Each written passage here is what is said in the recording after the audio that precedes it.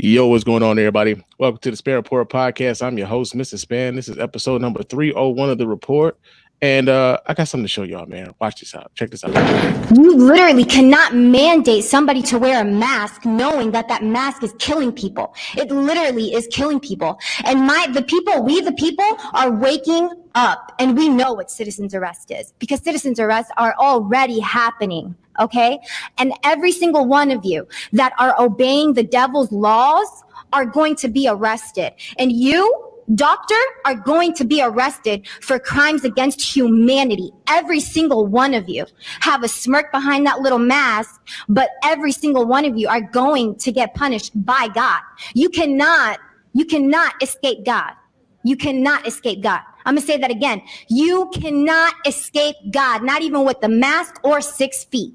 Okay, 6 feet, like I said before, is military protocol. You're trying to get the people to train them. So when the cameras, the 5G comes out, what? They're gonna scan everybody. We got to get scanned. We got to get temperatured. The kids have to go to school with masks. Are you insane? Are you crazy? I think all of you should be in a psych ward right the heck now, because none of you know what the hell you are all talking about. This is insane. And then you want to open this meeting with a prayer to God. Are you praying to the devil? Because God is not listening to that now. Because none of you sing the devil's laws. What happened to Bill Gates talking about? He's not in jail. Why is Hillary Clinton not in jail? Why are all of these pedophiles that are demanding you all to listen to their rules? Why are they not in jail? Oh, is it because you're part of them? Are you part of the deep state? Your time has expired. The deep state is going down. And if any of you are in the deep state, you're going down with it. All right, man. You literally cannot mandate somebody to wear a mask. Yo, man. Who was this young sister? She was speaking the truth. Oh, my God, man. I cannot. You know people like her, okay? She out here letting it know. She out here talking about that 5G on their ass. And that sister pulled out the conspiracy theorist handbook of all the greatest hits, man. Like, she had all the hits, man. She had the 5G, she had the Hillary Clinton, she had the deep state, she had all the shits, man. She had all the shits that's there's like all over social media right now, man. Conspiracy theories are cooking right now, for real. Yeah, somebody should have said bingo. she hit all of the squares, man. Real talk. But I am joined by two of my favorite podcasters in the whole world. I got Rod and Karen of the Black Guy Who Tips here with us over here at the Spann Report podcast. Say what's up to the people's fam. How you doing, sweetie? Thank you for having us. We appreciate it. You know, I'm sure somewhere Dr. Umar is like, this nigga spitting. Indeed, man. Indeed. We haven't had a special hotel moment in quite a while, man. The hotels have been quiet. They've been quiet lately, man. I don't know what's going on, but the hotels have been quiet, man. We gotta figure out how we can get more hotel going on in the quarantine, man, because we need them. We need them. We didn't realize how much we did. I think your boy Dr. Umar might be homeless, man. Something is up. Always on the street, in the car. Yeah, been saying that, man. But you know what? In the last time we saw him, when he was really mad, talking shit with the Philadelphia Phillies Scully on, he was in a hotel room, man. It wasn't his crib. Has anybody ever seen him in like the library in his crib, like sitting in front of like even some books or something? Like, we don't even see that. I keep seeing videos of him in his car, a couple of him out on the street, outside at the park. Like, he been trending a very rural lifestyle as of late. I haven't seen like what happened to that basement he used to be in. Hey, man, or better yet, he's probably like in the what's that? The playground or that school that never opened. He filming from the school. Donations, gifts. Real talk, y'all need to stop giving that nigga money, man. Don't feed them. Don't feed them. Just like you don't do the birds, don't feed him either, man. Real talk. But yes, indeed, man. I got two of my favorite podcasts here, and we're going to get into some shits, man. But before we do, I do have to remind you guys how to get in touch with us over here at the Spann Report Podcast to let your voice be heard. You can go ahead and hit us up at the hotline at area code 313-288-0485. That's area code 313-288-0485. Leave us those voicemail messages, and of course, those messages will get played here live on the show and responded to in kind. You can also email us here at feedback@thespannreport.com. That's feedback@thespannreport.com. Leave us those emails, and of course, we'll read and reply to those emails here live on the show. You can follow me on Twitter and Instagram. My name on both of those platforms is Mr._Spann. So you go ahead, follow me there, chop it up with your man Spann throughout the week. And you can also hit up our website, www.thespannreport.com. You can go there, watch replays of the show. You can vote in the polls when we decide to put those up. You can donate to the show as often as you like, as much as you like. And of course, we really do appreciate every dime over here at the Spann Report Podcast Network. And you can hit up our store, man. Get yourself some merch, get yourself a t-shirt or like a coffee mug or something like that. We got a little bit of everything. They even got coronavirus masks up in that store now, man. So go ahead and get yourself a mask because it's appropriate. Get yourself one. They fly. Get one. You know? And then 5-star reviews, iTunes and or Stitcher Radio. The 5-star reviews are the ones that get right here live on the show. We really appreciate everybody who goes about the business of doing that. Doesn't cost you a dime. Just a couple minutes of your time to let everybody know why you're rocking with us over here at the Spann Report Podcast. And guess who I got that shit from? These two gentlemen, these two people right here, these two individuals right here, got this from them. So go ahead and pay homage to where you get the shit from. You know what I'm saying? But for real, man, how y'all been? How y'all really been? Like, I know the show has been like cranking heavy. Y'all been getting some really dope guests on, man. You had Living Color on lately. You had Jamil Hill on lately. You had 3 guys on. Like, been killing it all week, man. I've been enjoying the whole shit, man. So how y'all been doing this corona? I mean, I think we've been doing pretty good. You know, it's kind of the same as everybody. You stuck in the house. You know, I keep binge eating. You know, test. You know, I just say I'm testing my tongue to make sure my taste buds still work. You know, trying to do some yoga, get out the house and walk a little bit. But following all the instructions for trying not to get COVID. We're in a state where while we are a blue state right now, we have a Democrat governor. We're still very much a purple state. So we share this state with some ignorant motherfuckers that they're against masks, and our governor just passed a mask order. So, you know, that tells you how widespread the people that just weren't using masks is. And so, you know, we basically been just playing it real low key. We haven't gone out to eat in months. We haven't gone to the movies. We used to go every week. Yeah. So we're just trying to maintain. Yeah, it's interesting you say that about like the governor and the state legislature, because here in Michigan it's something similar with Governor Whitmer, Big Gretch, been out here really like surprised me as governor because she wasn't really my first choice when she was running, but like since she's been in that seat, man, she's done nothing but like try to lead this state in a real genuine way. And like, it's been interesting to see how the Republican legislature here, because we do have like split government here too. We got a Republican legislature that has been essentially just trying to strip all of the powers from the governorship now because of what she's been able to do. Now, we've seen a dip in coronavirus cases here in Michigan. Recently, it's kind of gone up though, as people are sort of relaxed. But even with that going on, it's been, like I said, it's been very, very interesting to see how they tried to strip her of her governorship powers when we had Governor Snyder here, and he was putting out executive orders where they would institute emergency managers over cities and totally controlling the cities. The mayors of those towns didn't even have executive control of their towns anymore. This is how Detroit ended up in bankruptcy. This is how Flint got its water source changed to poison in the water. That's all under Governor Snyder. Not once did the Republican legislature say, hey man, you're overreaching. So it's been very interesting to kind of see how that's been playing out, man. Real talk. Here in North Carolina, they actually did strip our governor of a lot of his rights right before the change happened. And it's very frustrating because he is trying to do his best to keep the citizens alive. I think the governors, regardless if they're Democrat or Republican, some of the Republican Democrats have had to go back because so many people are getting sick and dying and the hospitals are getting full that they're actually coming back now. Was like, whoa. When I'm like, my nigga, people told you this would happen. It's not like this should be a shock or surprise that your numbers went up. You just said, fuck it. And this is what happens when you say, fuck it. Yeah, man. Like, and we're seeing it now, like states like Arizona, Florida, Texas. I believe Utah is seeing like recent spikes go up. It's like a lot of the states that tended to have governors that aligned a lot politically with Donald Trump tended to like have these sorts of spikes now.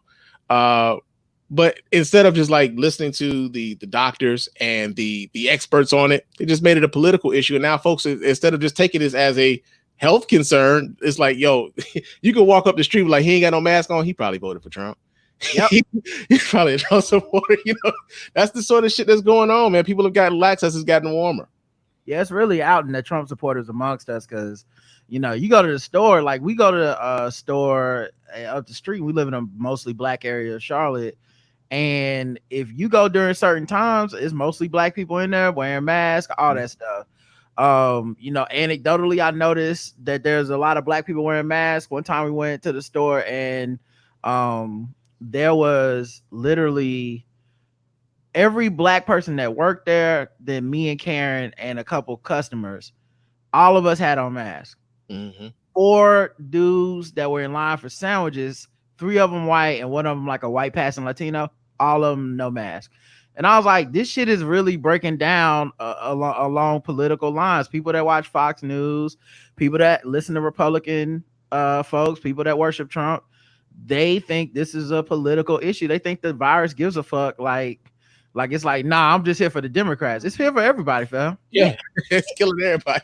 It is. And the thing is, Mr. Spann, I've actually calmed down. Roger got to calm me down because when it first hit, my job gave us shit and was like, go home. We don't know where you're never coming back again. So I've been at home. So for about 2 weeks, I didn't step my black ass outside. I was like, nope, the Rona, if I open up the door, the Rona gonna get me. Yeah. I was just petrified because we were giving false information, not correct information. They learning about the disease.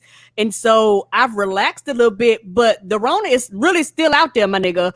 So people asked to come see us. I was like, no, we haven't been tested. I don't know where you've been. No, I haven't seen my family in months. And the thing, Mr. Spann, I take this shit seriously because a lot of people don't understand how the disease works. They're still learning. That's the thing. They're still constantly learning about it. So we don't know if you can catch it again.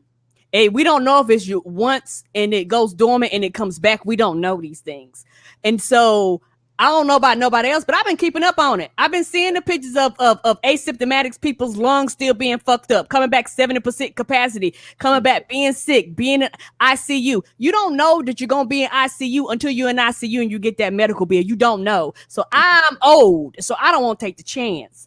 And so for me, I feel like I'm the lunatic. I feel like, am I the only one that understands that it's still out there? You know, like, people were like, we want to go back to work. I was like, going back to work. I'm not going. Yeah. But you know what? Like, because I've just been recently back to work for like maybe a month and a half now.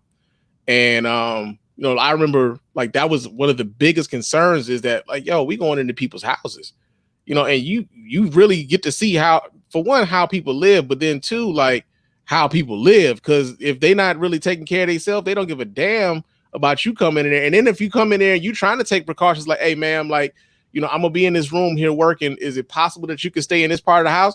Nigga, that's my house. What the fuck you mean? Am I gonna stay in this part of the house? Nigga, I don't know you like that, motherfucker. I ain't even want y'all to come over here and do this shit no way. What the fuck you mean? You know, you got that kind of shit going on. So, you know, like the whole mask thing, it's weird how people, it's almost like they like people like, I'm grown, you're not gonna tell me what to do. It's kind of taking on that level of thing. Like, I'm just grown. Either you gonna live with it or you not. And so, like, basically, it's like you got to just take care of yourself out here better than anything else. You just got to take care of yourself. And this is different from being like uninformed. Right. Yeah. Like, these are people who are willfully ignorant, and that's the thing I don't understand about these companies that want to just bring everybody back to work. How do you know you don't have one of these people who is obstinate working for you? How do you know you don't, this person's not at these rallies with no precaution? How do you know they don't, you know, go to events, you know, they're not having birthday parties and going to bars and stuff? Because, you know, for all of us that are well-meaning, for the 70-something% of us that agree that we should wear masks and stay inside, there's like a willful ignorance of 30% or more of the population that's like, not just do I think this is bullshit, I am actively going out not like doing risky behavior. Yeah. You know, and who this Miss Smart is in the chat room. She said mass is like equals going to VIP line for death. They get to die early. No, you know, for real, I wanted to go home to Chicago so bad for my grandma's birthday.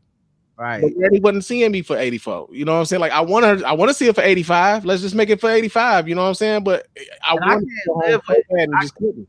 I can't live with the I would never live with that on my conscience. If one of my family members get sick and it's directly because of my risky behavior, I'll never be able to forgive myself. So right. I don't know how people think they're gonna do that. Right. And the thing is, some people are so selfish that they feel like they're the only ones giving up shit. Nigga, Mr. Spann, I've gotten to the point where, remember I talked about this, I am content that I might not never see some of my family members for the rest of our lives. Like because the way we're handling this, who knows how long it's gonna take to get a vaccine and all that shit. So I'm like, hey, if I don't see you no more, nigga, I don't see you. We just have to pen pal or some shit like that. Cause you know, like Roger say, if I am the reason why one of my family members died, I will be devastated. And so for me, it's like for the protection of everybody.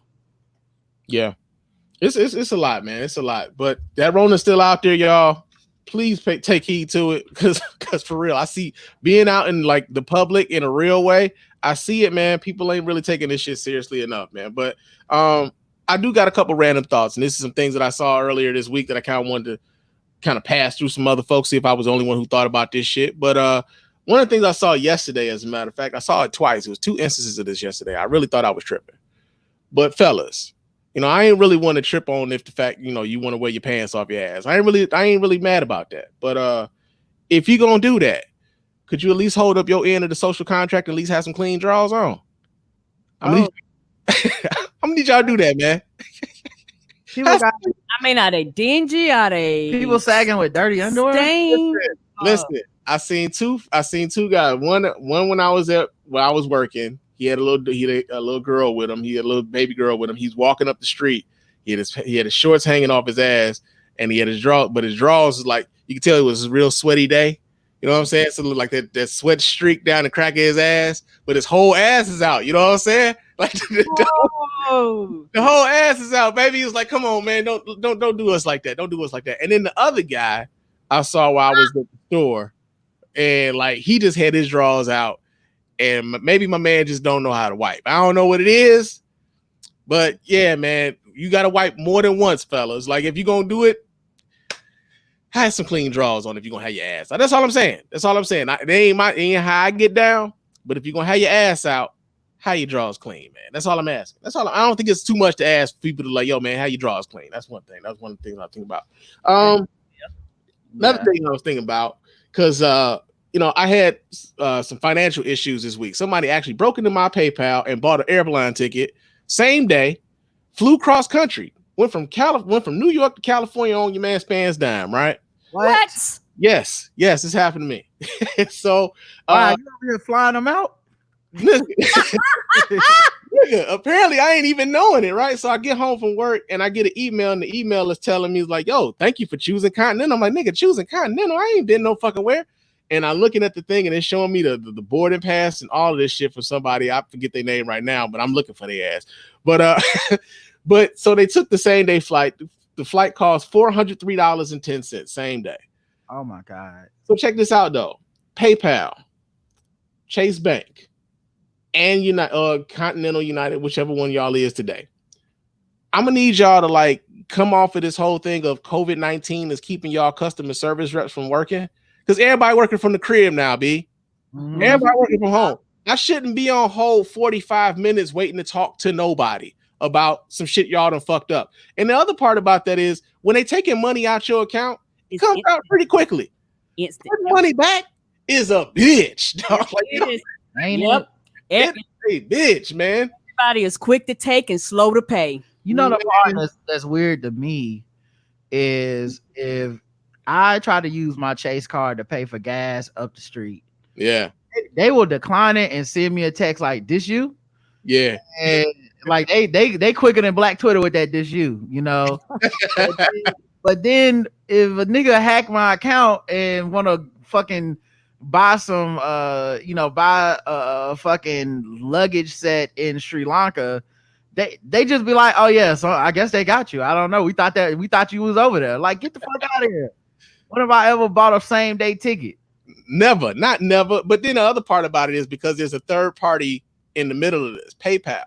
Right. So now PayPal and Chase Bank are both acting like they ain't got shit to do with nothing. Like, nah, you know, PayPal like, well, nigga, you need to talk to Chase.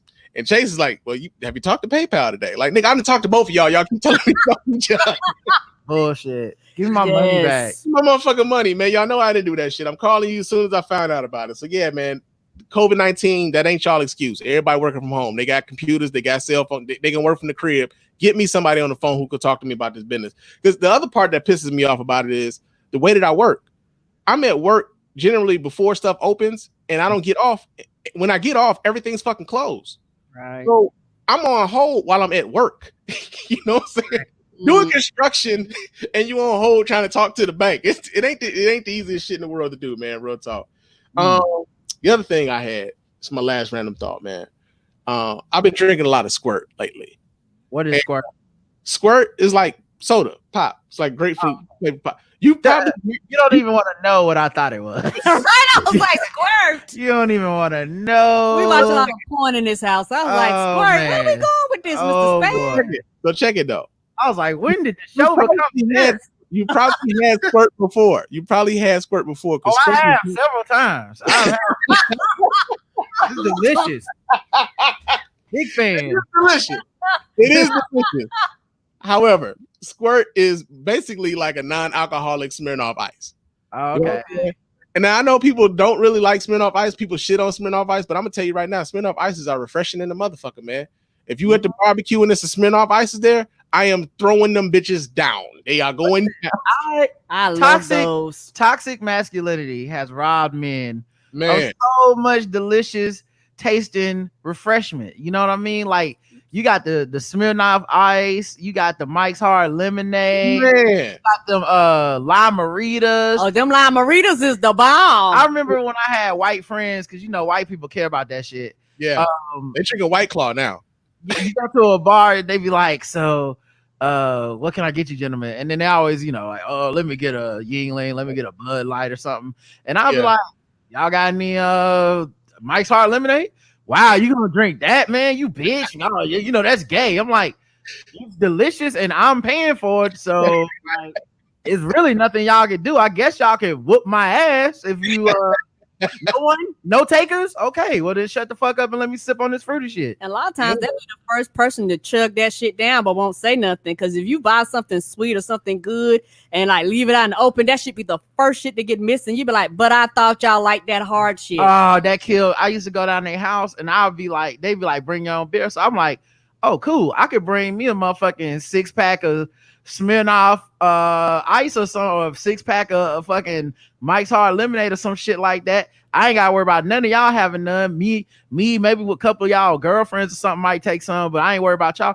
Man, I go back to the motherfucking fridge. My shit be down to like one bottle. I'm like, what happened? Always gone, man. Everybody swigging them bitches all the way back, man. I'm telling you, Squirt, or better yet, Smirnoff Ice is non-alcoholic Smirnoff Ice. That's basically what it is. Smirnoff, it's the shit. I fucks with it. Fuck what y'all talking about. You know what I'm saying? That and the Reds, like the Reds, apple ales. I like that too. Yes. That's me and Granny be knocking them back every time I come home to Chicago. Granny like, where the beer's at, baby? That's why she loves you so much. I'm the only grandkid she does it with, so that's our thing, man. That's our thing. But for real talk. Now, those are my random thoughts. Those are some of the things I was thinking about throughout the weekend. Miss Martin, like, thought juice is delicious. It is all delicious. It is all delicious. Real talk, man. Real. But just like the thoughts. Indeed. But yo, we got some news, man. So let's go ahead and get right into it.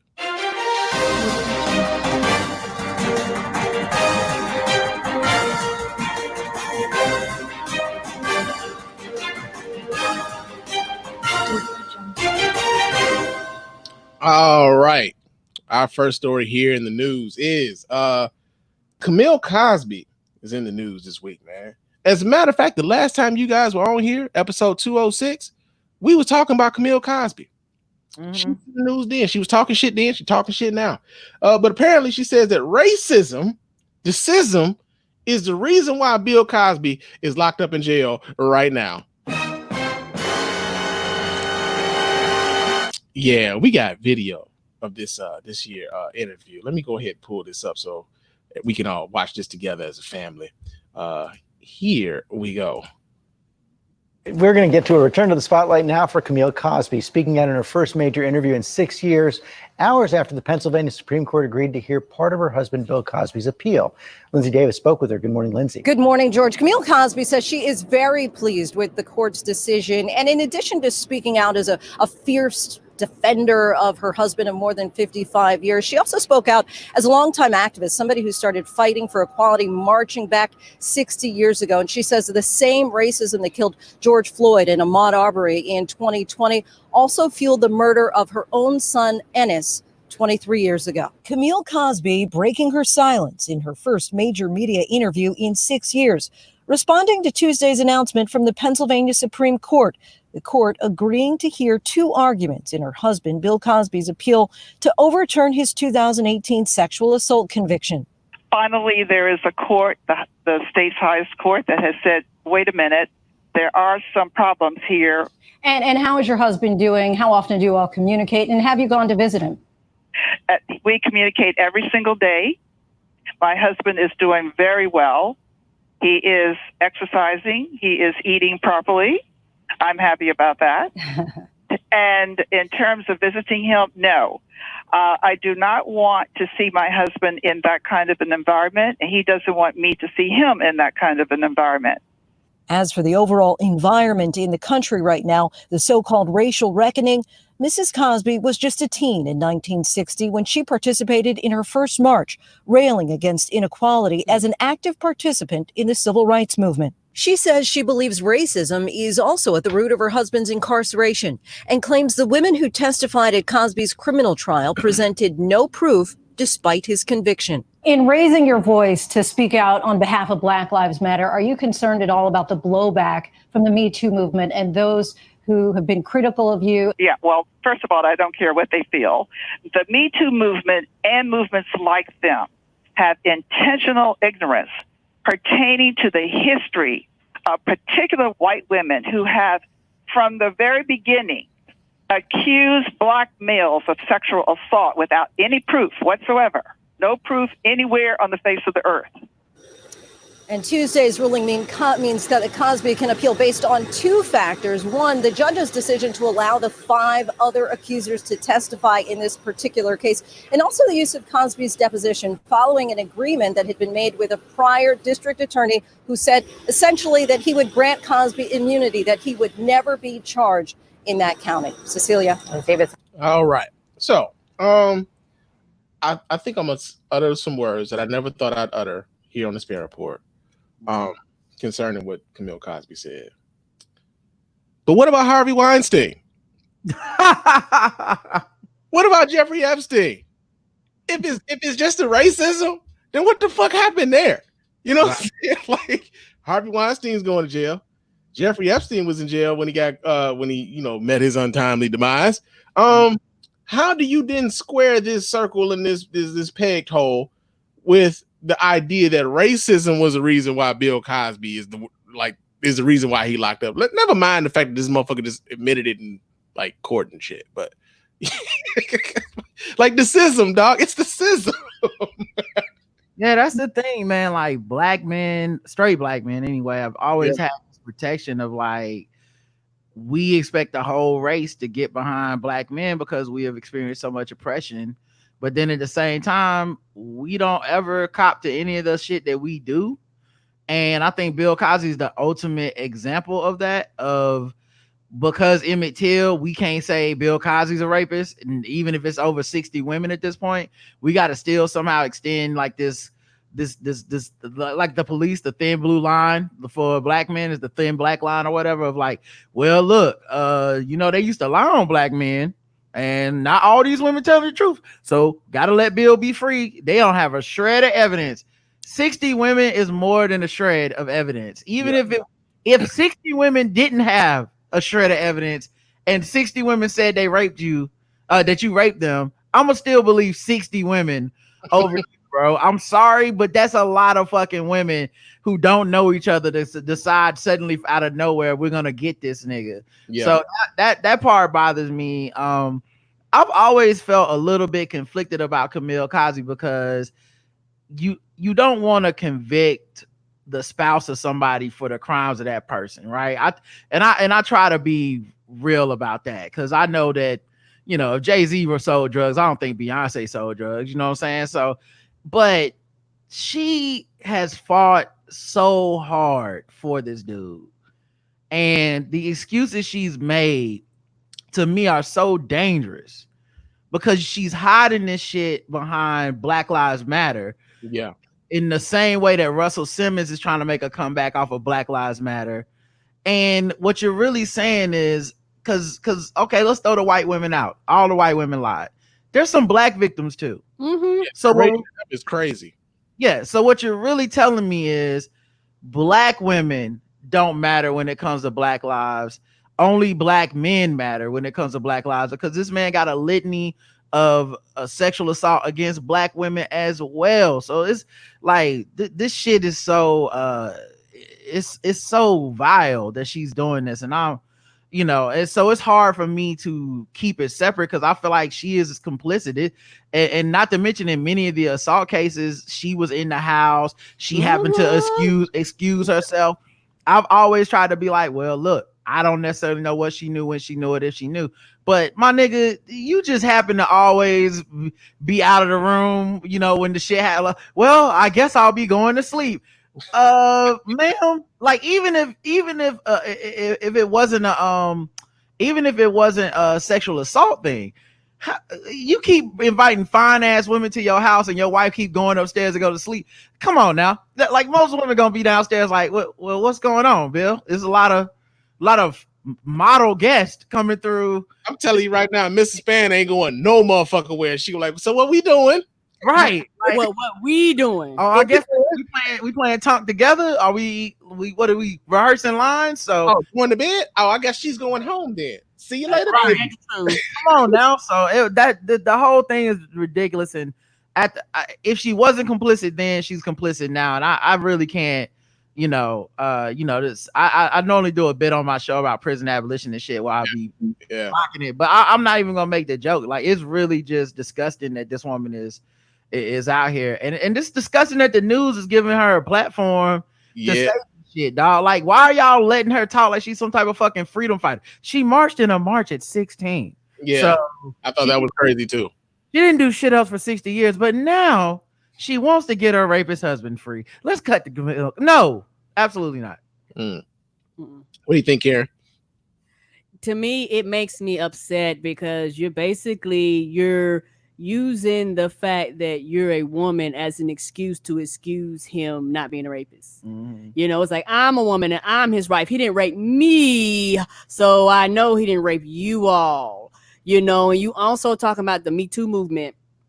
Like, the Me Too movement was pointless and useless, and all these men, like I say, what about Harvey Weinstein? All the men didn't do the shit that they did. It's almost like you're saying it's pointless and what y'all bitches complaining about. So you're telling me that, I'm not trying to funny, you have no compassion in your heart towards these victims and you don't care. Yeah, she really doesn't. And, the other part that I was kind of thinking about on this is the fact that, like, for years, folks had kind of been like whispering about Bill Cosby within the industry. You know what I mean? Like, the joke when Hannibal Buress actually said the thing on stage, it wasn't as though it was a new thing. Folks had been talking about this for some time. So I'm sure that if someone like Hannibal Buress had been hearing about this and got to a point where he's talking about this on stage, that at some point you also heard these stories about your husband. There was some truth to it, that there was something to it where you didn't confront him about it. You didn't leave. There was I don't know what to call her. Like, you heard about these things. Let's take it one step further. Let's say he was just cheating on her with 60 women. Yeah. Like, it's still ridiculous. Like, it's not like her defense isn't even like, well, we had an open relationship and that's really nobody's business. Her defense is, they just lying. None of this ever happened. Get the fuck out of here, Camille. Yeah, it's crazy, man. And the way that they tried to frame it with like, well, she was an activist at 16 years old. Like, come on, man. That don't mean what's going on right now has anything to do with her being an activist at 16 years old. She's right now trying to absolve a rapist who happens to be her husband. And that's in the news this week, man. Real talk. Now we got another story here that's in the news. Apparently in Oregon, they try to do something to combat these white people just calling 911 all willy-nilly. So what they're doing is they will allow black people to sue those who call 911 on the basis of just racism alone. There'll be a monkey's bare-assed uncle. So we're going to read this story here. This comes out of, where did I get this from? AtlantaBlackStar.com. All right.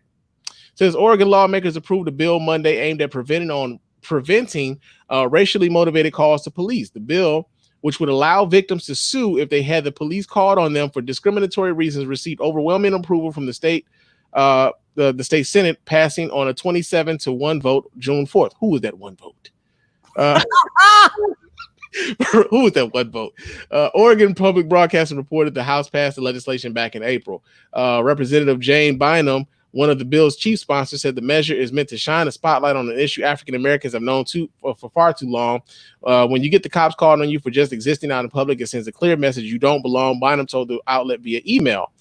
We've seen story after story where African Americans around the country have been targeted and had their rights violated. The Associated Press reported that the bill is a joint measure by Bynum, the state's House sole black representative, and 2 other black lawmakers. The legislation comes in response to a string of publicized incidents where white people dialed police on black folks for largely innocuous reasons, including barbecuing in the park and waiting for a friend at Starbucks. While the bill doesn't create criminal charges, it opens a pathway for people to sue the caller for up to $250 in damages. They really need to raise that. OPB reported. Victims must also be able to prove the caller had racist intent and that the police were called in an effort to purposefully discriminate. So, just gotta ask, man, how effective do y'all think some shit like this will be? Especially like $250 is the max. Yeah, the fine isn't high enough, and B, it's all going to determine who's going to decide what's racist or not. If you're still going to have the same people that are making the rules, going, well, I don't think that's racist. I don't think that's racist. I don't think that's racist. It defeats the purpose of this bill. I just Googled it, and the one vote against is from a politician, Karen McCarran. So I don't know who that was, but I told you, not all of us. Hashtag not all Karens. The other thing I would say is, I think this is a pointless law. I hate to say it, but the only thing that's gonna stop this kind of shit happening is if police just don't come out for shit like this. Like, it's because, and it's not even about the fine amount. There's no amount. That the problem's gonna be when you go to court and determine what is racism, because we don't actually have an answer. In America, we have racism with no racist. There are, like, how many articles have we covered where it's like, I hate these niggers and the fucking blacks that go to hell, and then later in the apology they're like, I don't know who that person was. That is not me. Some of my best friends are black. I am not a racist. I am not. And that's exactly what I think is going to happen is you're going to go to court and people going to, like, they're going to have to legislate into, like, you must bring a black best friend. You must show that, you have donated to some black causes or something like that. They're just going to make it so you can easily get out, because you really can't define racism unless you're willing, like us, unless you're willing to look someone in their eyes and be like, I don't care what you're saying, what happened was racist and you racist.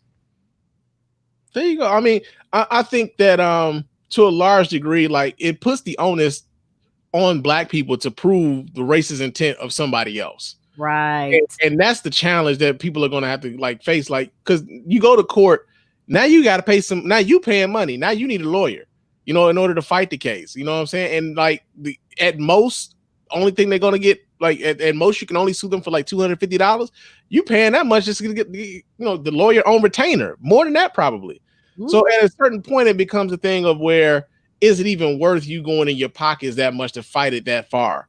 To take it to court to sue them and everything else. But that's part of the reason why I say, that that limit needs to be higher than $250 because $250 ain't shit, compared to like sending the cops out, paying the fucking 911 operator, all this shit. Like $250, it doesn't really deter a whole lot. That's why I was talking about them raising the level of the sue amount. But yo, man, that's what they're trying to do out there in Oregon, and that's in the news this week. Another story that I thought was kind of funny here in the news, man, is apparently, man, Michigan is about to try to turn into a red like a red light district, because we can start taking our liquor out in public outside of these restaurants, man. So hey, Mr. Spann, more people are starting to do that because they realize the bars and shit ain't open. So a lot more states are starting to pass laws. But like, you know what, niggas, y'all can drive through. Here's a margarita mix. Take it home and have a good time because we know you can't come in here. Once again, appropriating black culture. We've been doing this. Yeah. And the white people trying to legalize it and shit. When we was doing it, we was getting arrested for brown paper bags and shit. They do it. Now it's like, oh, well, let's go ahead and pass a law.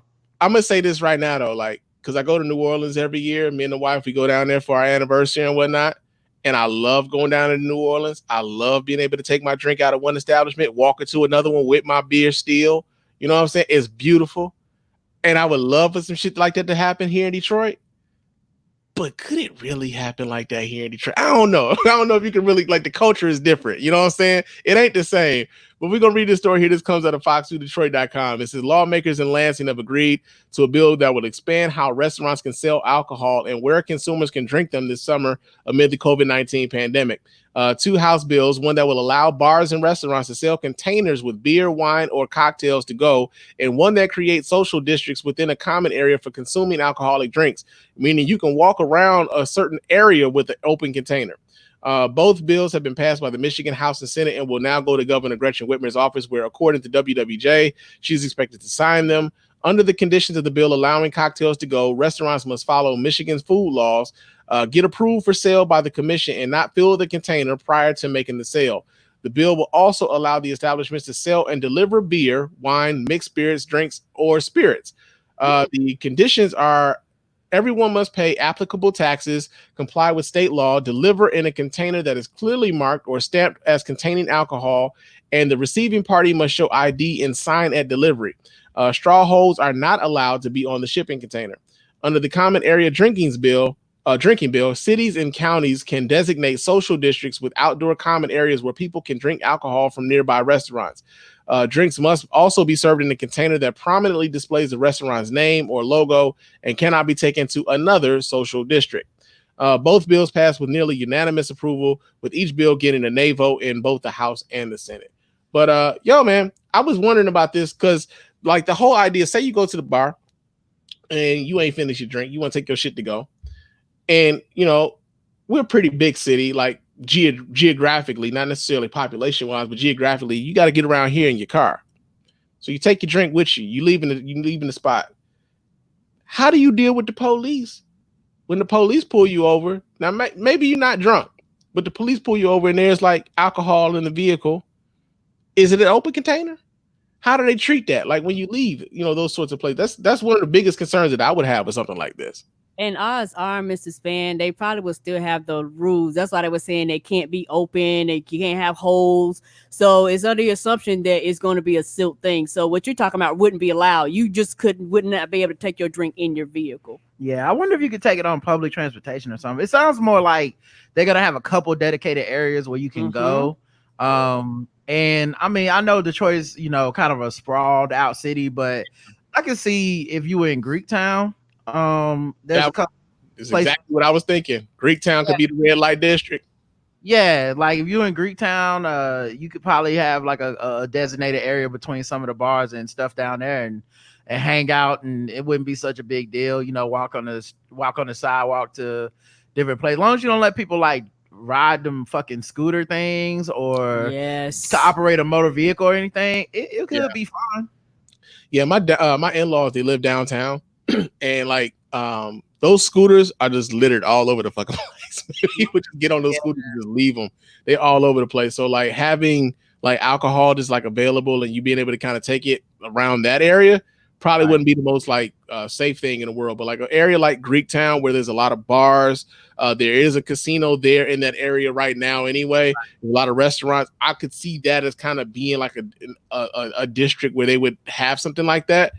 But it ain't New Orleans, man. I just kind of wonder like the culture, like because of the I think the culture of it is a little bit different. Like we're just not used to that kind of shit up here. Also the weather, man. Like when I went to Detroit, it was like we performed at this bar. We come outside, it's cold as bricks, dog. Like it's not. You don't want to be standing outside drinking a cold beverage outside. Like this shit can only be lit for a couple months a year, maybe. Like is it like June, July, August? That's the so this shit is not this ain't the solution they think. At least New Orleans is closer to the equator in the South. You know what I'm saying? So I don't know. Like I just don't think it'll work because of the location. But I think it's not a bad idea, and I'm not surprised that it's probably restricted to just where the white people hang out a little. Come on.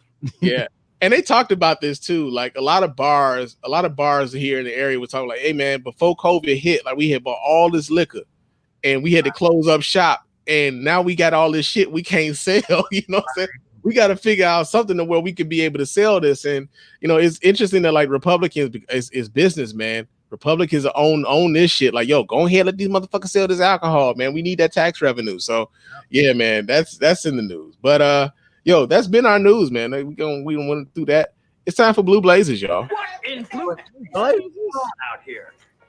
This nigga just say Blue Blazers. All right. So our first story here in Blue Blazers is Boosie Badass, man, is in Blue Blazers. I didn't get a chance to talk about Boosie last week, man. But he's talking about some Father's Day shit. Boosie mad at Father's Day, y'all. But more so, not necessarily Father's Day. He mad at black women because of Father's Day. So we get this story here out of VladTV.com, man. Boosie speaks on relationship with his kids and says fuck Father's Day. Said Father's Day recently took place and found many celebrities and entertainers getting love from their parents and kids. However, not everyone felt the love as Boosie took to Instagram to reveal the issues he was having with the day of celebration. And they got this post from him on Instagram. And this is what Boosie had to say, y'all. He said, thanks for the Father's Day wishes, everybody. But truth is, I don't have but 2 of my kids on my side for Father's Day. And I'm not in a good mood at all. It's just not right how I'm being treated as a father. It's just sad. It doesn't matter what you do as a father anymore. You will still be treated like shit. Black women are so jealous and evil towards black men who are loved by their kids. I'm about to get high off the Gary Payton and go get in my pool and chill. Rest in peace, Pops. We in ATL working today. Fuck Father's Day. Let's work. Yeah. It's a lot of niggas that have problems with man. Y'all not and the thing is, it's very, as a black woman, it's very, very frustrating because truth be told, a lot of this comes from hurt and pain that he needs to deal with, like some internal shit going on, and he's lashing out. And the thing is, a lot of times, as children get older, they make decisions. They might not want to fuck with you. You act like your behaviors don't impact these kids. These kids see how y'all talk about their mamas. These kids see how y'all treat their mamas, how they have to fight y'all for child support or whatever it is. And the thing is, a lot of times, a lot of men act like they contribute nothing to the problem and that bitch just crazy. No, women aren't just crazy. It takes 2 to participate. Yeah, they might be some women that they're just unreasonable. And I understand that, but most women are not just flat, just these crazy ass bitches that just came and they just want to fuck your life up. It don't work like that. Yeah. Why all the ignorant niggas always be the ones that got the bad baby mamas? But they don't never think it's their fault. It's always the women's fault. All black women somehow ain't shit. It's not like it. That never works the opposite way. If a black woman has some fucked up baby daddies, everybody goes, it's you. It's your fault. You don't know how to pick a man. If a motherfucking dude has bad black like baby mamas, we never investigate to see if it's true. But then two, we're just like, yeah, man, black women ain't shit. There you go. Thanks for solving the equation. This the same nigga that had his sons fucking sexually assaulted. This is the same nigga that talks shit about Dwayne Wade's daughter Zaya. Like, this is not a motherfucking good dude, man. So it's not surprising to me that if they're good parents, the baby mamas probably don't want them kids around him too much. Like, that's like, and of course he wouldn't understand it that way. He thinks, let me check my notes here. Letting grown women have sex with his teenage children is good parenting. So fuck them. That's the same thing I was thinking. Like, yo, they probably saw these fucking interviews and these social media posts that this nigga been putting out. Talking about, like, yeah, I let my son get his dick sucked and she sucked it good. Like, the kids' moms have probably seen this shit. Like, this nigga is off his fucking rocker. Yeah. And hell, my son about to be going back over there. Child services need to show up, man. And if child services show up, he just gonna be like, God damn, bitter black women be hating, man. Why do they be hating on good fathers like me? Fathers, like, who are the fucking bad fathers? Okay, you know how we don't have no races. Who are the bad black fathers that will come out and be like, I am terrible at this? Okay.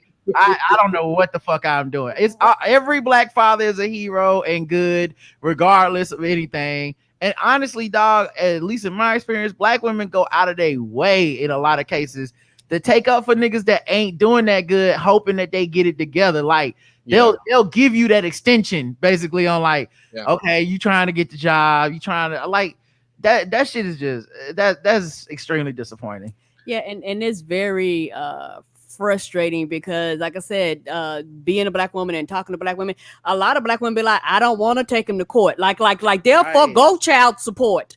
They'll be like, I don't want to ask him for no money. He trying the best he can. And the thing is, for me, when I look at the men, I'm like, my nigga, sometimes you need to take responsibility for your actions, because sometimes I think a lot of this is just a deflect from them not doing what they're supposed to do as men, you know, because the thing is, men, quote unquote, talking about, you know, just general, want to be the head of the household. Well, nigga, the head of the household has to deal with a lot of shit. I don't, you know, the head of the household is supposed to provide and protect. And my thing is this, there are a lot of good dudes out there. They got baby mamas. They don't have your drama.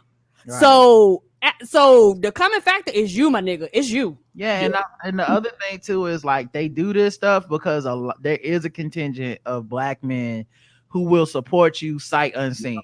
Like, they don't even need to know the particulars. I remember when it was Future and Ciara, and it was obvious that he was the one dragging it in public, making it a thing, and then you would find dudes that would find a way to work backwards into somehow she must be a terrible woman to make poor Future act out like this. What y'all are doing? She had documentation. She was like, this nigga won't show up. He won't get, like, I have paperwork. What are y'all talking about? They got hold of the court papers. The court papers was her being like, let's not do this in public.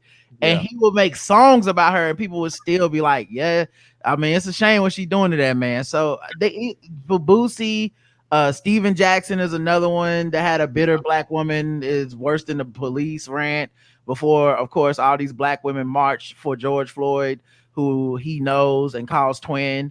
So, you know, irony all over that video. But yeah, the point is, like, a lot of black dudes do run to the black women ain't shit, they bitter and stuff. And, you know, and then they know that people will have their back. Yeah, man. It's like, it's easy to kind of fall into that. Like, and that it kind of reminds me of like that whole thing of like, was that black men are the white people of black people? Yeah, like, people really get upset about that kind of shit, but it's so fucking true, man. Like, truthfully speaking, when it came to you, like, just speaking on Boosie, if you got problems with your baby mamas right now, that ain't nobody's business but y'all. Nobody's business but y'all. If I got some problems with my daughter's mom right now, y'all wouldn't know about it. Because I ain't talking about the shit on social media or on podcasts. It ain't got nothing to do with y'all. Like, what difference does it make whether y'all know what's going on in this particular situation or not? And so, I just when you see these sorts of dudes keep doing the same shit, and they got a cheering squad. That's the tripped out part about it. It's the cheering squad that comes along with these niggas, man. Like you always got a contingent of niggas that are willing to be like, yeah, man, I feel his pain. Like, no, you don't. And then the other part too is like, let's say that she really is tripping. Like, you know, hey, look, every person can't be a good person. Right. Let's say you got one of these nightmare from hell baby mamas that we only hear about, you know, like it's just nobody can believe you because it's so crazy. It's like they can make a movie about it. It's straight out of Tyler Perry baby mama. Okay, cool. Then why does the leap happen that you hop on your Instagram or whatever and it's like black women, bitter black women? Like, how did the leap happen? Because it's one thing to be like, my baby mama is trash. She is. Threw it all on them, all the sisters. Yeah, it's like every black woman is trash, and that's why one, I don't believe your baby mama is doing anything wrong, and then two, I know you got a problem with black women because you extended it to that. You know what I'm saying? And because of the power dynamics, just want to be clear here. Because some people are going to be like, well, when black women do it, because of the power dynamics, I don't see it the same. So in a world where you live in misogyny, I don't get mad when if a black person were to say like, man, white people is racist. I don't go, well, some of the white people are good. Like, no. So if a white person came out and said black people are lazy, I'm not going to go, well, some of the black people are lazy. I'm gonna be like, fuck you, you racist piece of shit. And that's what's happening with this. It's like if a black man says all black women are bitter and shit, I'm immediately giving them the side eye. If a black woman came out and was like, you know, I don't know, these men are trash, I don't be like, well, no, you need to explain it. You know what I mean? So for anyone that's about to write that like it's fair each way, it's not fair each way every time. It's power dynamics play a part in this too. Yeah, that whole like there's two sides to everything. Like everybody wants to say there's two sides to everything. Sometimes it ain't. Sometimes it ain't. Like, you know, you can't just like both sides everything. Like, yeah, sometimes there's right and wrong, and then sometimes there's right and then there's fucking crazy. Yep. And then sometimes you just on the side of crazy and you don't want to just keep promoting crazy. But unfortunately, so many brothers, you know, kind of tend to fall. Misogyny is a fucking cult, man. It's indoctrinated into who we are. I talked to brothers before that are on this like black women are the problem with the culture. You see, because if the black woman wouldn't have sex with these ain't shit niggas, they wouldn't have these little kids. And I'm like, how did you absolve half of the equation of everything? So the men that don't stay with the women, not their fault. Right? Okay. The men who don't raise their children, not their fault. Right? The children that grow into men never have to take responsibility for themselves.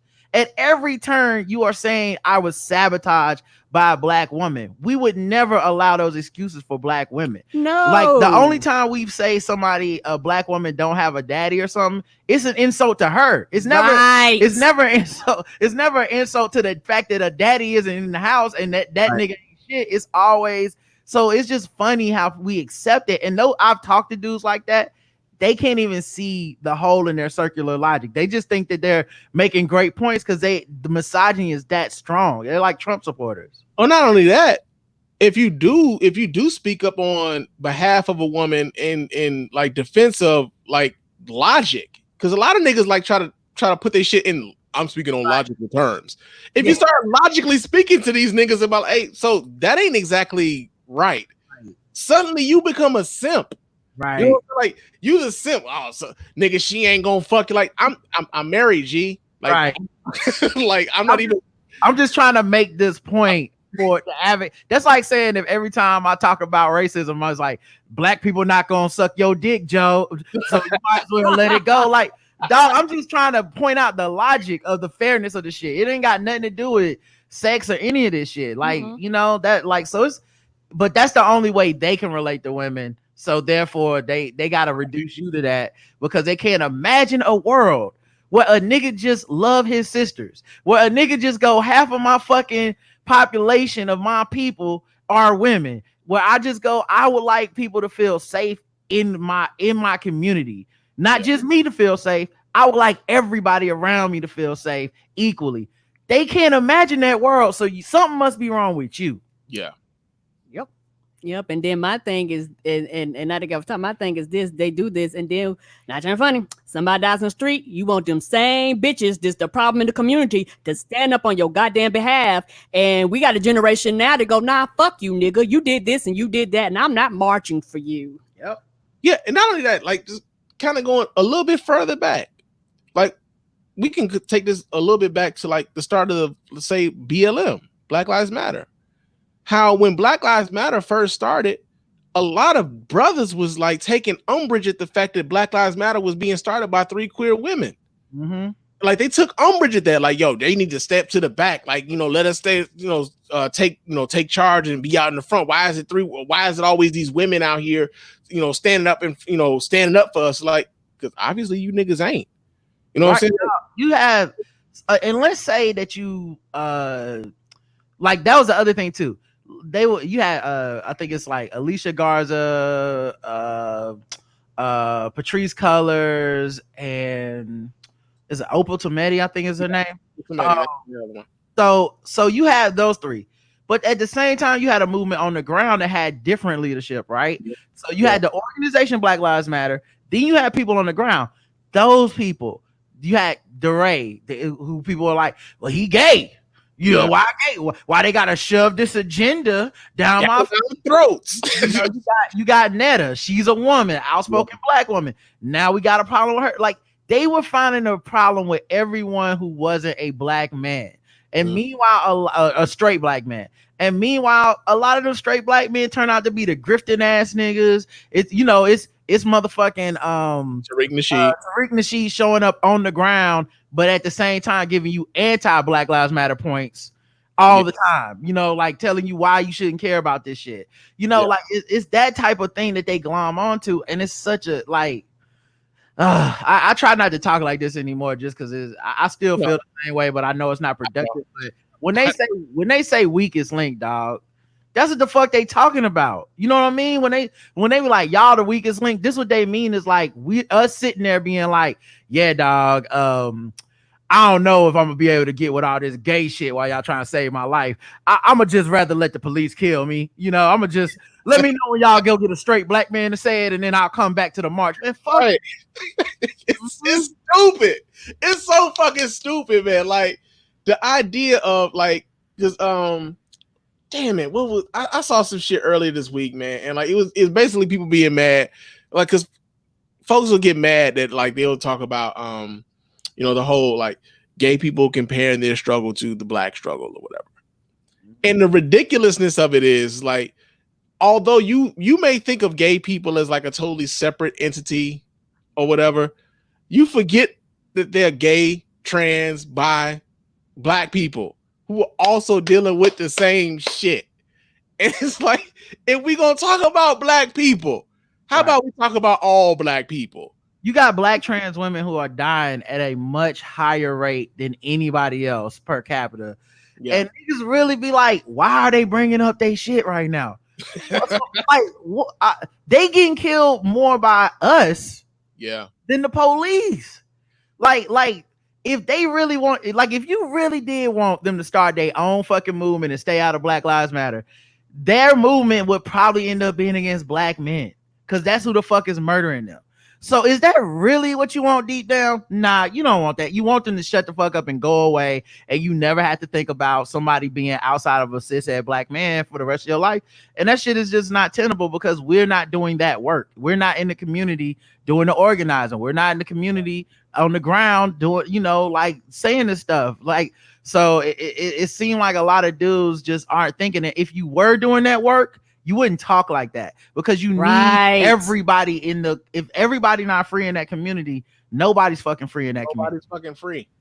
That whole like, and it's funny because like you'll have certain people, certain popular folks who will talk about, they'll talk derisively of like a rising tide raises all ships sort of thing. Like they'll talk derisively of that.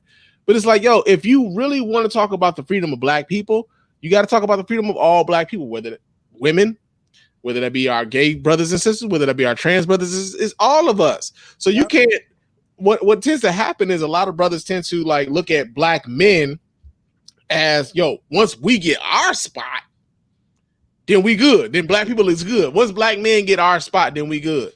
Y'all can wait for y'all's. Yep. And that's typically what a lot of these dudes are really like pining for. Like they want that level of equality with white men. They want to be put on that equality, that equal level with white men, and then the rest of y'all oh, once we get ours, then we'll talk about what y'all can do with y'all. We gonna trickle down some justice. we gonna do trickle down justice.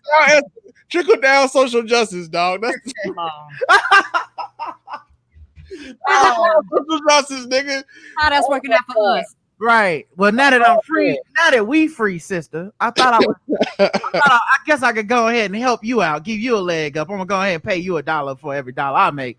Fuck out of here, man. It's just so dumb, but yeah, so I think that's where a lot of this comes from with like a Boosie, is that because that sits out there, that whole collective of people that believe that shit, he can say something like this and people will accept it as, yeah, he must got bitter black women in his life because it couldn't possibly be him.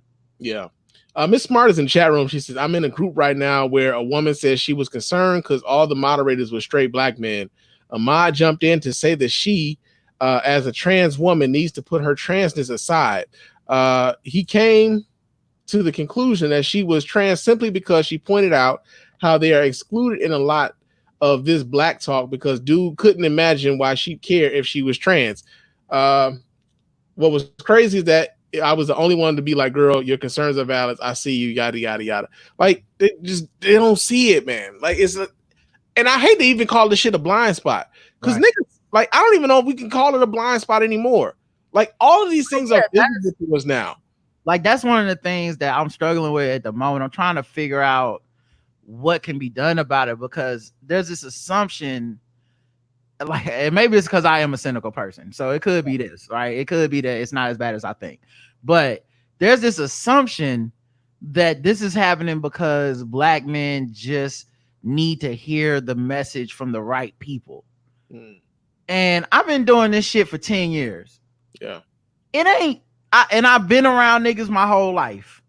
I don't think that's it. I think you get as many as you can get. Some of them will bend towards learning on their own. Like they either have it in them or not, how they were raised, what they've learned over their lives.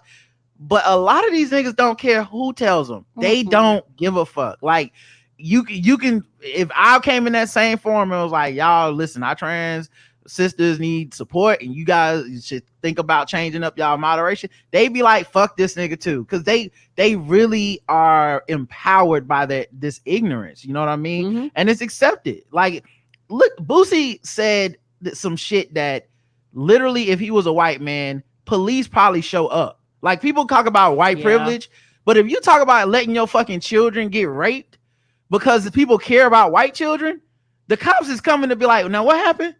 But if you say that shit about black kids, it's like, man, who gives a fuck about those niggas? That's nigger shit. And so there's this weird kind of insulation from black ignorance for men, where it's just like, I'm ignorant and I don't want to learn, so I don't give a fuck. You know, I feel sad that people are in a group like that, you know, but I think all Facebook groups are terrible. So yeah. Were you gonna say something, Karen? I think for me, just listening to y'all, it could become very frustrating because this is something me and Roger talked about. Yeah. I feel I had to come to the conclusion when it comes to men that I don't care how you get to caring about me, just care. Hook or crook, just care. If I have to pass a fucking law for you to care, just care. Like, I had to get to that point. I don't, because as a woman, it's frustrating to talk to men and you got to always use another woman. You got to throw the sister or the mama or not so funny. I don't give a fuck about them bitches. Just care. I don't care how we get to the caring part. I just want you to get to the end result because I am dying. So I don't have time to teach you, put a book in your hand, have a conversation with you and go back and forth while I'm dying in the street. And I know for a lot of women that could become very frustrating because there's a learning curve to this, because you have to learn. And the thing is, it is not my job to teach you. And a lot of men depend on their women and their wives and their loved ones to teach them. And sometimes they don't want to teach them. Yeah. And black men are behind the 8 ball and behind it in life for real. Like, it's not, and I'm not saying this as an excuse. I'm just saying where we're at, we're not highly educated. We're not how, we get paid more than black women per capita, but we also got mad niggas in jail, mad niggas unemployable. motherfuckers dying at a early age and shit. So it's not that it's like excusing or even trying to say our oppression doesn't matter. I'm just saying like that can't be all. You can't just stop because of that. Yeah. You know what I mean? Because like at the end of the day, we're talking about half our population. And it doesn't matter if you marry outside the race, any of this shit. Your kid's gonna be black, your family member's still gonna be black, and some of those people are gonna be women. So if you don't give a fuck about black women, you don't give a fuck about yourself or your people. If you don't give a fuck about black trans people, you don't care about your people.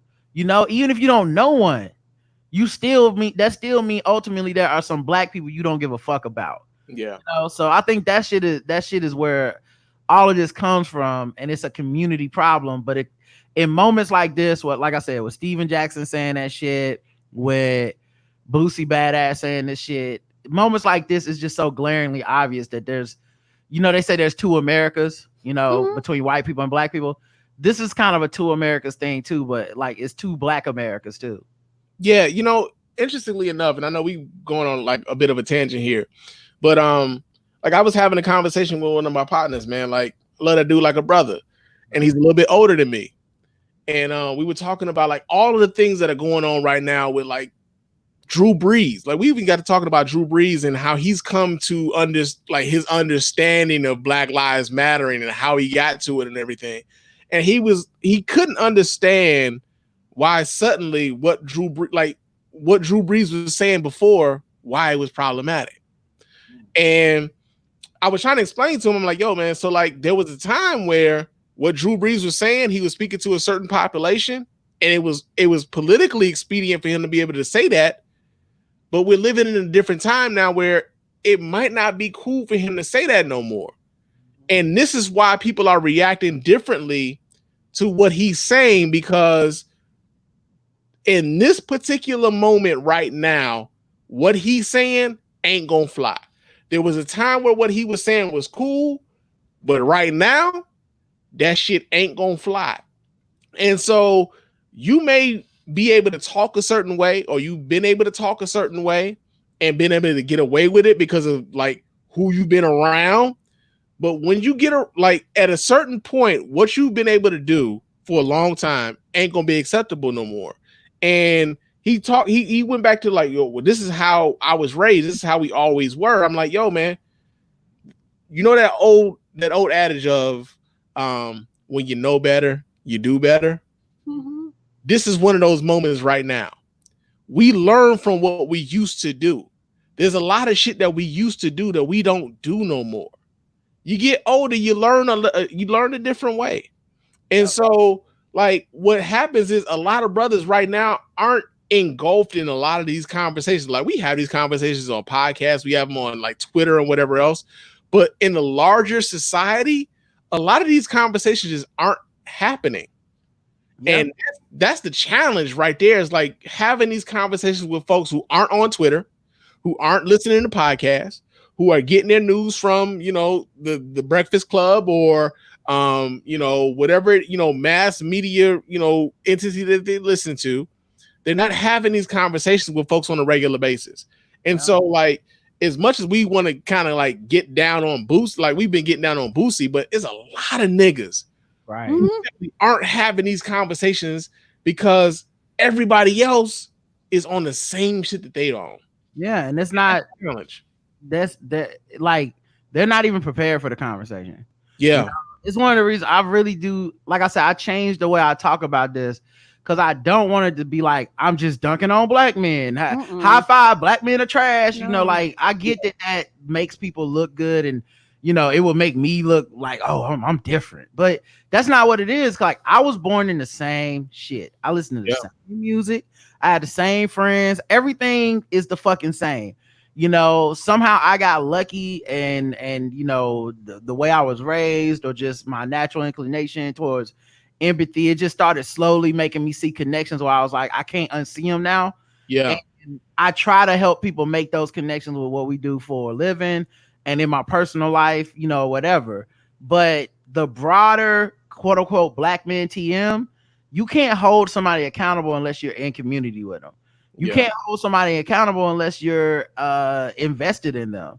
And in a lot of cases, the investment doesn't cross over like that, where everybody's like, it becomes like, oh, you on that shit? Well, you on your own. I don't fuck with you. I don't listen to you. I don't hang with you.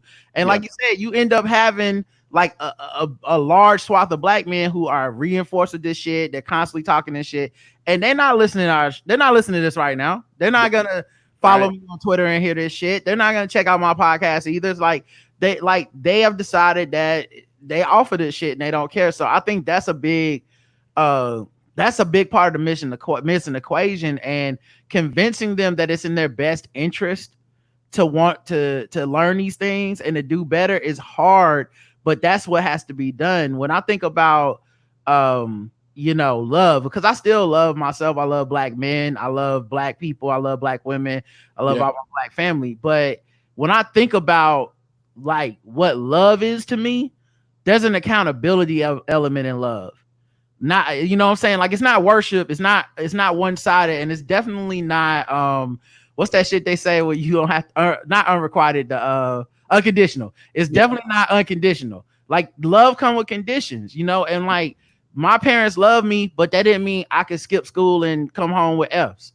You know what I'm saying? It meant that I had to put something in this too. I have to show them that I'm trying, I have to get those grades. I have to, behave a certain way and stuff like that. And I think that's the problem. Like, we have been conditioned as a people to love straight black men unconditionally. Yeah. No one else in our community gets that. No. Everybody else got to act a certain way. Women got to act a certain way. Gay people got to act a certain way. Children have to act a certain way.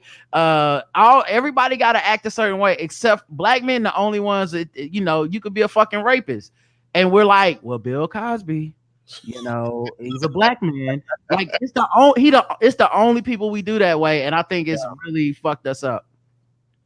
Karen, are you gonna say something? Yeah, but I agree. And also I think that black women, like you say, we love black men unconditionally, even to our detriments and even to our deaths all the time. Mm-hmm. And the thing is that it's one of these things, how people online tell white people get your people. Women have to look at men to go, men, go get your people, because it's not our problem to fix. But the thing is, a lot of men won't do it. And so the problem still falls on women, but the thing is, it's sad, but it's true. Sometimes men won't listen to men, because it's something about a vagina and breast being in the room where men, they just tap out like white people. They were like, up. I don't want to hear nothing coming out your mouth. And you won't get them all, but it doesn't mean you shouldn't try. Like, correct. A perfect example, Russell Simmons going on the Drink Champs. Yeah. You got in that room 3 to 5 dudes who most of us would say are good black dudes that don't shit on women all the time. They don't seem to be transphobic or homophobic. They stand up for different people and all this stuff. And yet when that fucking dude hopped on the phone with them, it was, well, let's just talk about Black Lives Matter. Kiki, make some jokes and let them go. You know what I mean? So like, even men are not the leaders they say they are. They're not the alpha dogs they claim to be. They go along in this culture they're indoctrinated into, just like every fucking body else. Right. And then who pays the ultimate price for it? People that are black but non-men pay the fucking price. And then there's the accountability part of it too. Like, and I'm not encompassed in the industry like that, but you kind of wonder like how much like can someone hold accountable someone else when they're guilty maybe of the same things. Mm-hmm. And how much that plays into how forcefully they try to hold someone else accountable about certain things.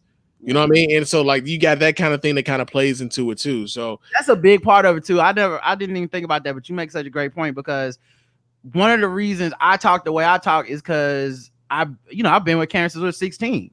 Yeah. Like, there is no, woman I did wrong type of shit biting. So I just speak with like, this is my opinion, blah, blah, blah. But I guess if I had done somebody dirty, then I will be a little more hesitant to be like, these niggas is fucked up, because then someone's gonna be out there like, well, what about that time you had sex with me and I was drunk or something? Now I feel like, damn, I'm on the Summer Jam screen. And so, you probably do got a lot of niggas that's mad quiet about it, just scared because of that moment. Right. And I think a lot of that, like, especially with Russell Simmons and Drink Champs, and like I said, like, I'm not in that industry, so I don't know.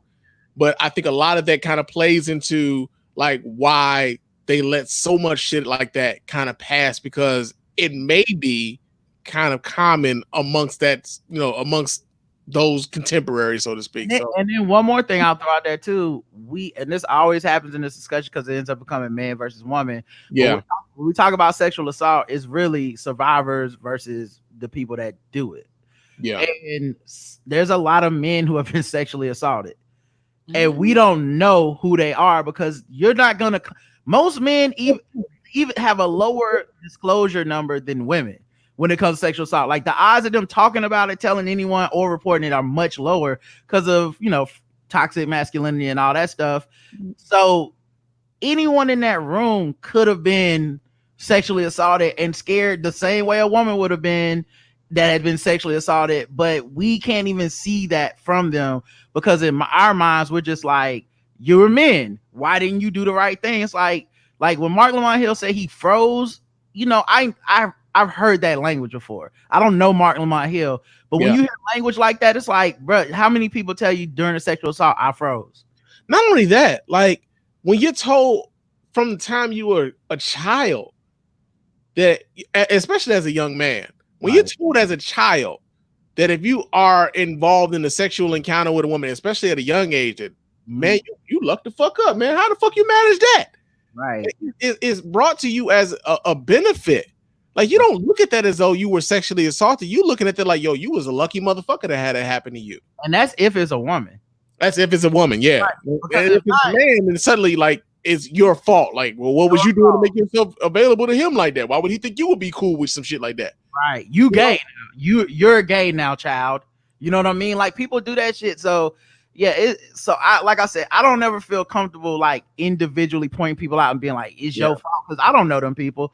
But I know collectively as an industry, ain't nobody getting held accountable. You know what I'm saying? The fact that Russell Simmons has never been in a place where somebody could look him in the face and be like, dog, but what about that rape shit? That's a problem. You know what I mean? So somebody got to fix it. And it's, like it's unfair to ask black women to go fix this shit after this nigga that had 16 women come out against him. Or I think it might even be over 20. I think I watched on the record. It might be at 20. But yeah, after that many women come out and accuse you, dog, the work for them is done. There's nothing for them to say or do. It's up to everybody else.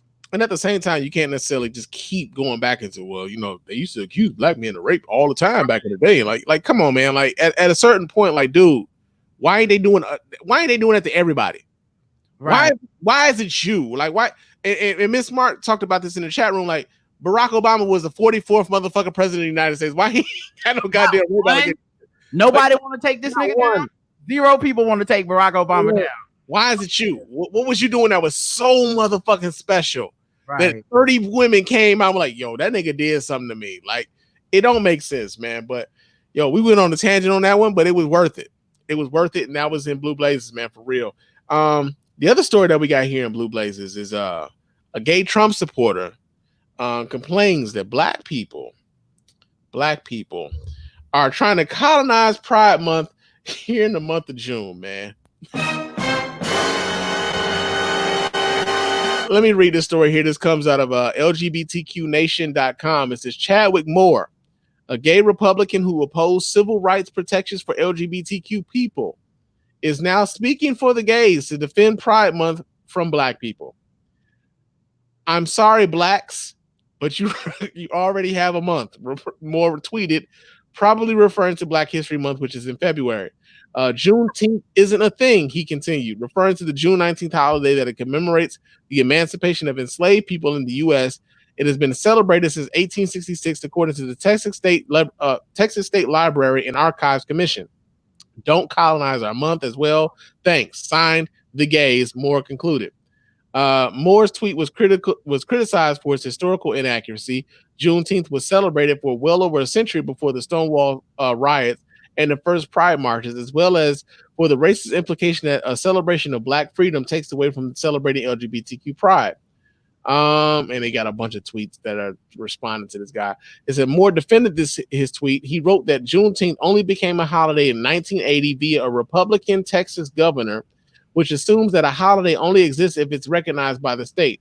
Historians say that June 19th was celebrated since the 1800s by Black people in multiple states like the 4th of July.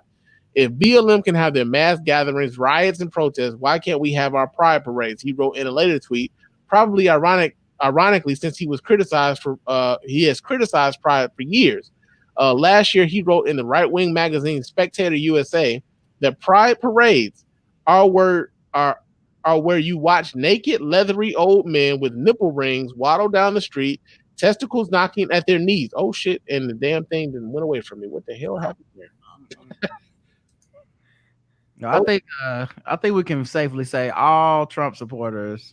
I refuse to start any argument based on what a Trump supporter side is, because they always on some bullshit. About. Of course, he switched sides. So did Trump. Like, it's nothing to him. I hate Pride Month. Oh wait, I can make some Black people mad. I love Pride Month. Like, fuck out of here, bro. So according to him, there's no Black gays. Of course not. All the gays are white, according to him, and hoteps. All I know is that's the dumbest thing I've ever heard in my life. No wonder you get D's and everything. And we're gonna use Bill Cosby. We're gonna use him in like that. Cause real talk, man. Like, first off, so wasn't it a Black trans person that like kind of kicked off the Stonewall riots to begin with? Yeah, Marsha P. Johnson. Yeah, so you are already you're erasing Black people from the fight for gay rights to begin with.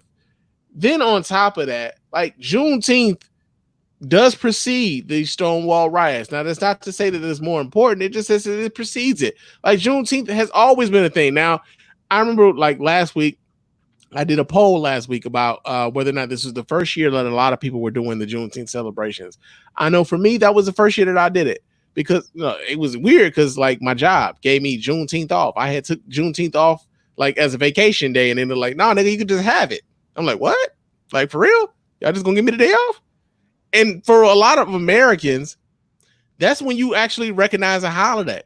If I can get the holiday off from the job, that's a real holiday for me. I don't celebrate like President's Day. Like I'm at work. Fuck President's Day. I don't give a fuck about President's Day. I'm at the job.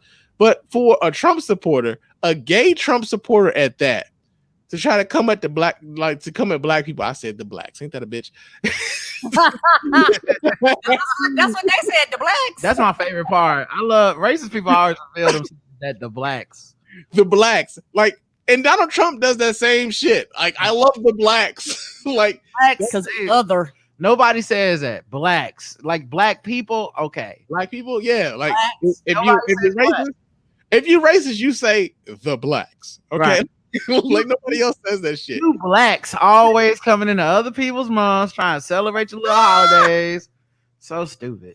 Yeah, man. But not only that, is also Black Black Music Month. June is Black Music Month as well. So like it's not just Gay History Month or LGBTQ History Month. It's also Black Music Month. So like the idea that this dude was gonna come on like on Twitter and like complain that like, yo, the blacks are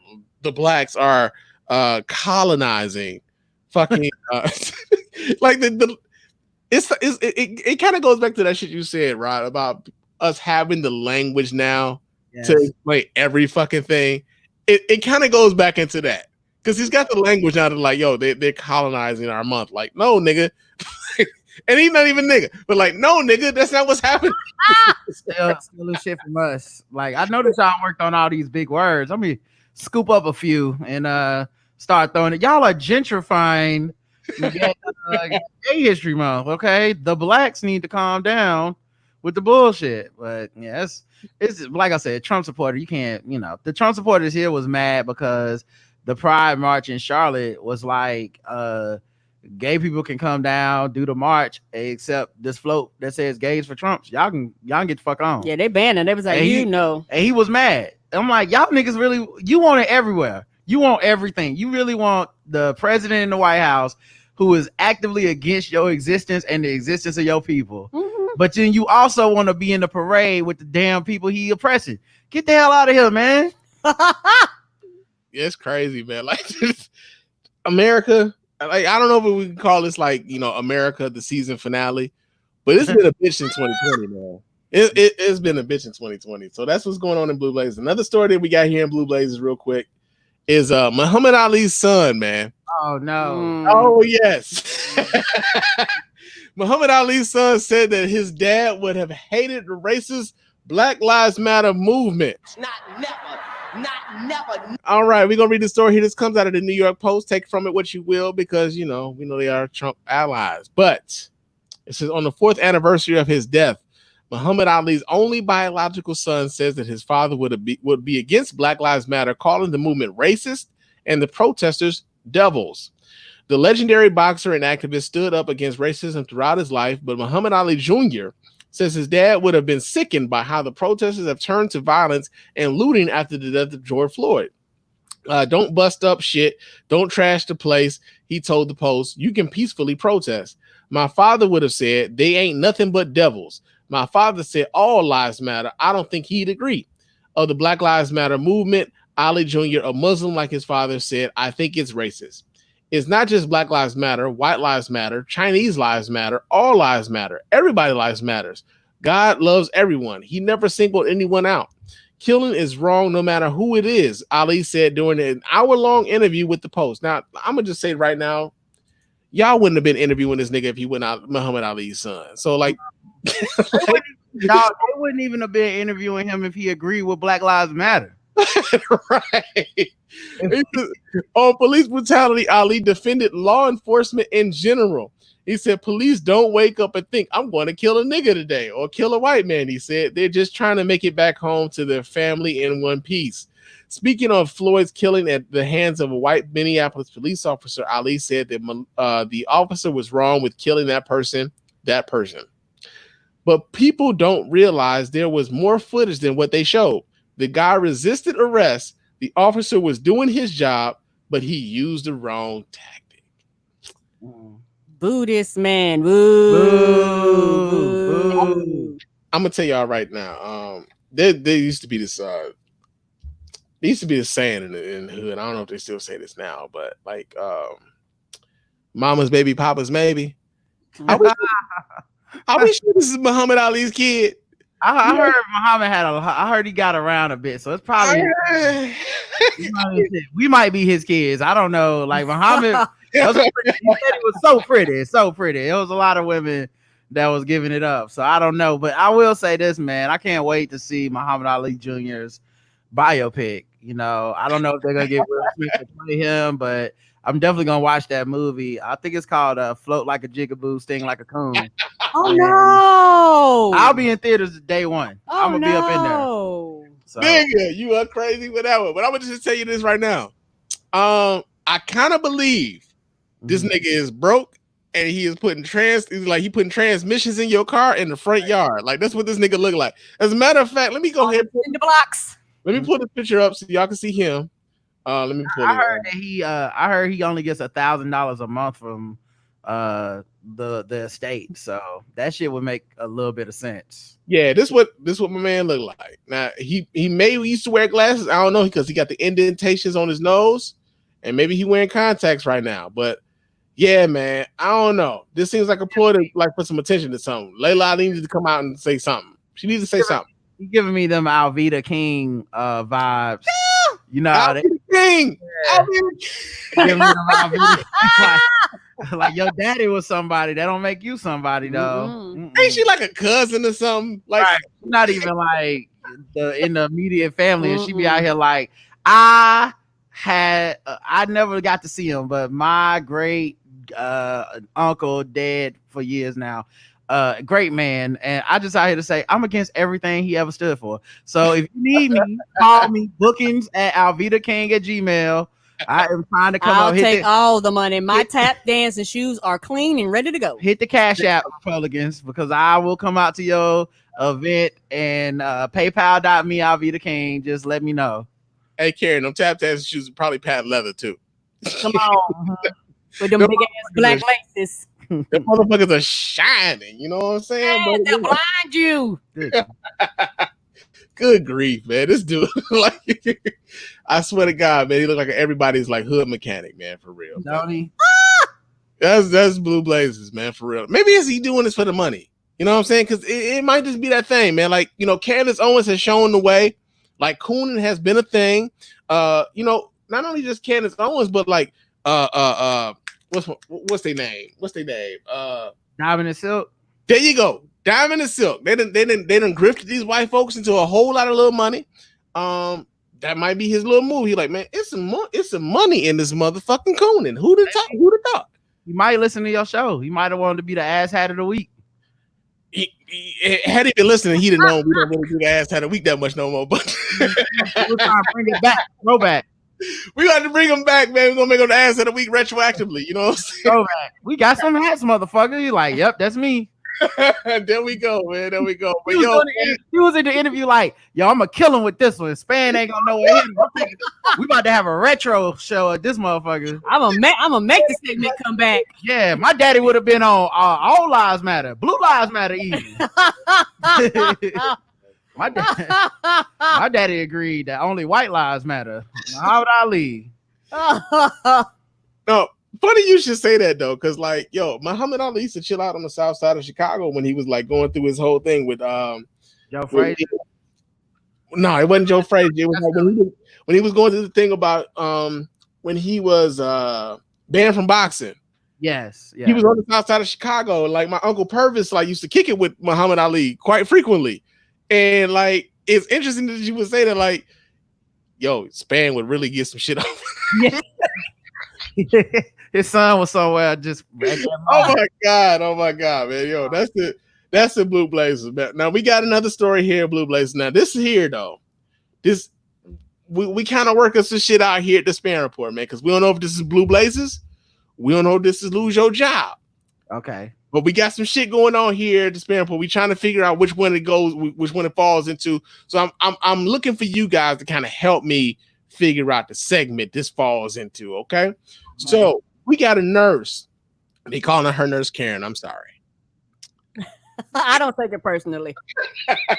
But we got a nurse who goes on social media to exclaim about Black privilege, and she blames George Floyd for his own death. So we actually have video of this. Let me pull this video up because we gotta do this right.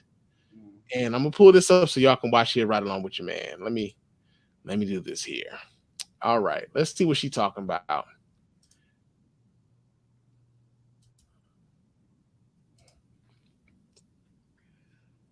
Black privilege is thinking that you are deserved or entitled to something because of the color of your skin. Black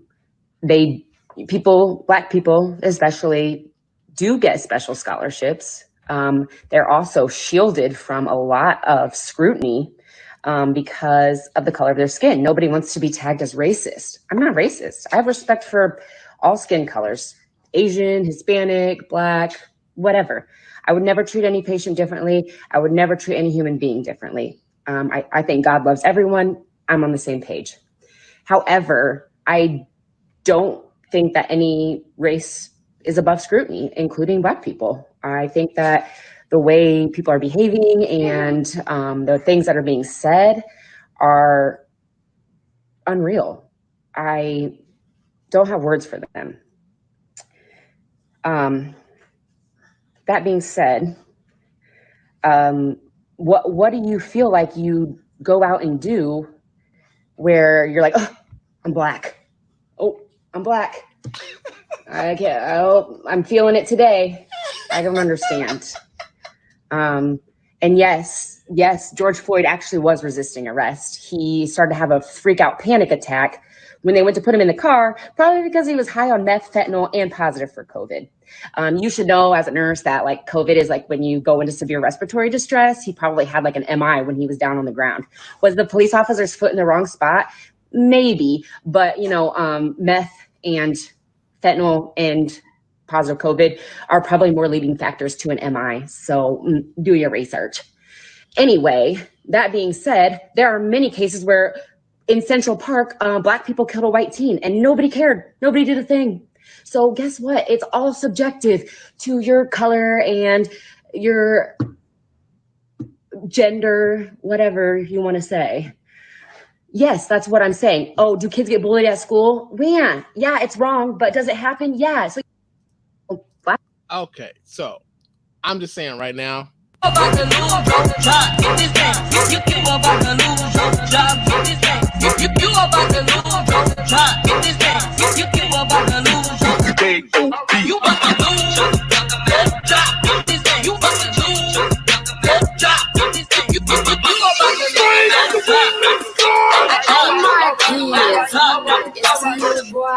this shit worth you losing your job? Because you bought to.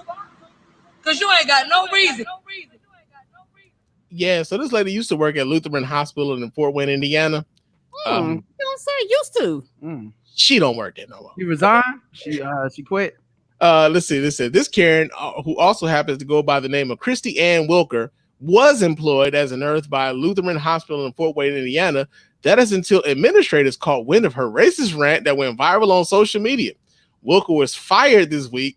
A human resources worker at Lutheran Hospital confirmed Wilker's termination in an email to a woman named Alicia Brown. Alicia, black as shit.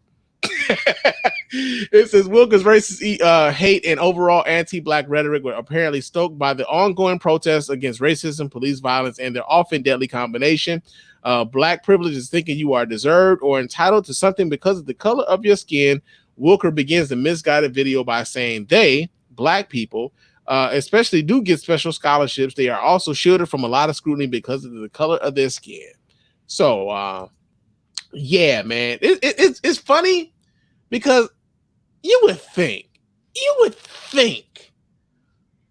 of all the scrutiny white folks are getting right now, that the last thing you want to do is get your ass on motherfucking Facebook Live, YouTube Live, Periscope, or any of these different platforms that allows you to go out here and spew whatever the fuck it is that you spew. And get on here talking about that nigga deserved it. Yeah. I mean, I'm maybe it's because I'm feeling it extra today, but I'm black. Okay. I'm black. I can feel it. Right. I feel it. Maybe that's why. The pressure is on. And Mrs. Spann, I will continue to say this.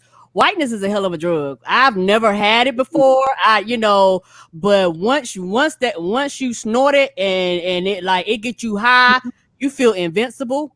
Like that's what it really is. You just feel like you can say and do anything and there's no consequences. The thing is that white people are so believers, they don't know the streets hot right now. Now, if you'd have said this 6 months ago, she'd have been straight. She might say this 6 months from now, she might not lose her job. But as of right now, everything on fire. So now was not the time.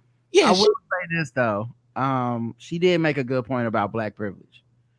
We do expect certain things because of our skin color that is unfair, and it is a privilege. It is a positive thing, such as seasoning on our food, such as dancing on the 2s and 4s. So there are some things that she made. Points were made.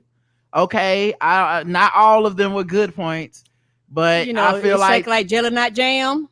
There's certain things we've come to expect, okay, as blacks that white people would love to be involved in, and they're never gonna get the chance, So, a good game of spades. I expect you to know how to play spades. It's a black privilege to be asked to sit at a table and play some spades. And many times, even when you can't play. Before we know you can't play, we still invite you to play, and then we go, "Oh, you can't play," because it's black privilege. We don't ask white people that. Nigga, have you ever been ostracized from the spades table? Of course, everybody before. That's a rite of passage. I feel like everybody before they learn. That's really how you learn. How old were you when you were ostracized from the spades table? I want to say about 16, 17, like. Because there was an age when you were a kid and they just don't even ask you to play. No. Yeah. I might have been like 11, 12. Yeah. I might have been when I was a kid, my family functions, the boys go play basketball. I would just be with my cousins. Even when I had asthma, I'd just be with my cousins watching them play basketball. And then like about 16, 17, that's when they was like, nephew, you don't want to play some spades? Because like that's the other thing they don't talk about. Your initial initiation in the spades is always with that one nigga nobody want to play with anyway. Oh man, he ain't got no partner. Nigga, my quote unquote teacher, nigga, the first time I reneged, that motherfucker got up off the table. He was like, nigga. Like that's why you ain't have. That's why you playing with a 12-year-old right there. You don't know. Nigga, I'm 11. I don't know what the fuck I'm doing. Like those niggas reading you for filth. Nigga, that's why you shit in your pants in 4th grade. You see, that's what I'm talking about, nephew. Do you know how to sit on nothing? Oh man, that's what's up, man. That's what's up. But yo, she's in lose your job. She lost her job this week. Peace. I just hope I think they should do them and cops the same way. You don't get to work in that field again. No, because in a world where the health disparities for Black people are so different, so disparate from like especially Black women in like maternity and stuff. Yeah, we can't let racist people be in there just all willy-nilly. Like, nah, you said how you feel, so you go work at the gas station. Go be racist. Go be racist in motherfucking Quick Trip or some shit, dude. We need to put your racism in a limited area of contact. Fuck that. Yeah, man. Karen, did you have anything to say on that one? Like somebody said, she got fired on her day off. I mean, goddamn. She did, man, for real. But she isn't the only one. She isn't the only one. Somebody else made the group. We got somebody else, man. Somebody else decided they was gonna go to a Black Lives Matter event and say they was on the side of Black Lives Matter. But how the fuck is you gonna do that with a goddamn Confederate flag hanging on your goddamn shoulder, man? Mm-hmm. Ho, brother. Whoa. Now you got too much dip on your chip. So let's go on. Let me pull this video up here so you guys can watch right along with us, because she's on video too talking shit. So let me pull this up. Check this out. Oh, snap, the video. Happening. That's not me, and that's not who I am, and I want people to understand that. Kathy Jenkins is the woman seen in a viral video which was taken at a Black Lives Matter protest in Branson last weekend. Good evening and thanks for joining us. I'm Heather Lewis. Good to have you along here at 5. I'm David Oliver. Tonight in this video you're seeing here playing behind Heather and I, Jenkins is holding a Confederate flag and she shouts KKK belief. Today Jenkins called our newsroom and spoke with our David Chasanoff. David, what did she have to tell you? Well, guys, she says she wants people to understand more about what happened that day. Jenkins admits her actions made her look like a racist, and today she's apologizing.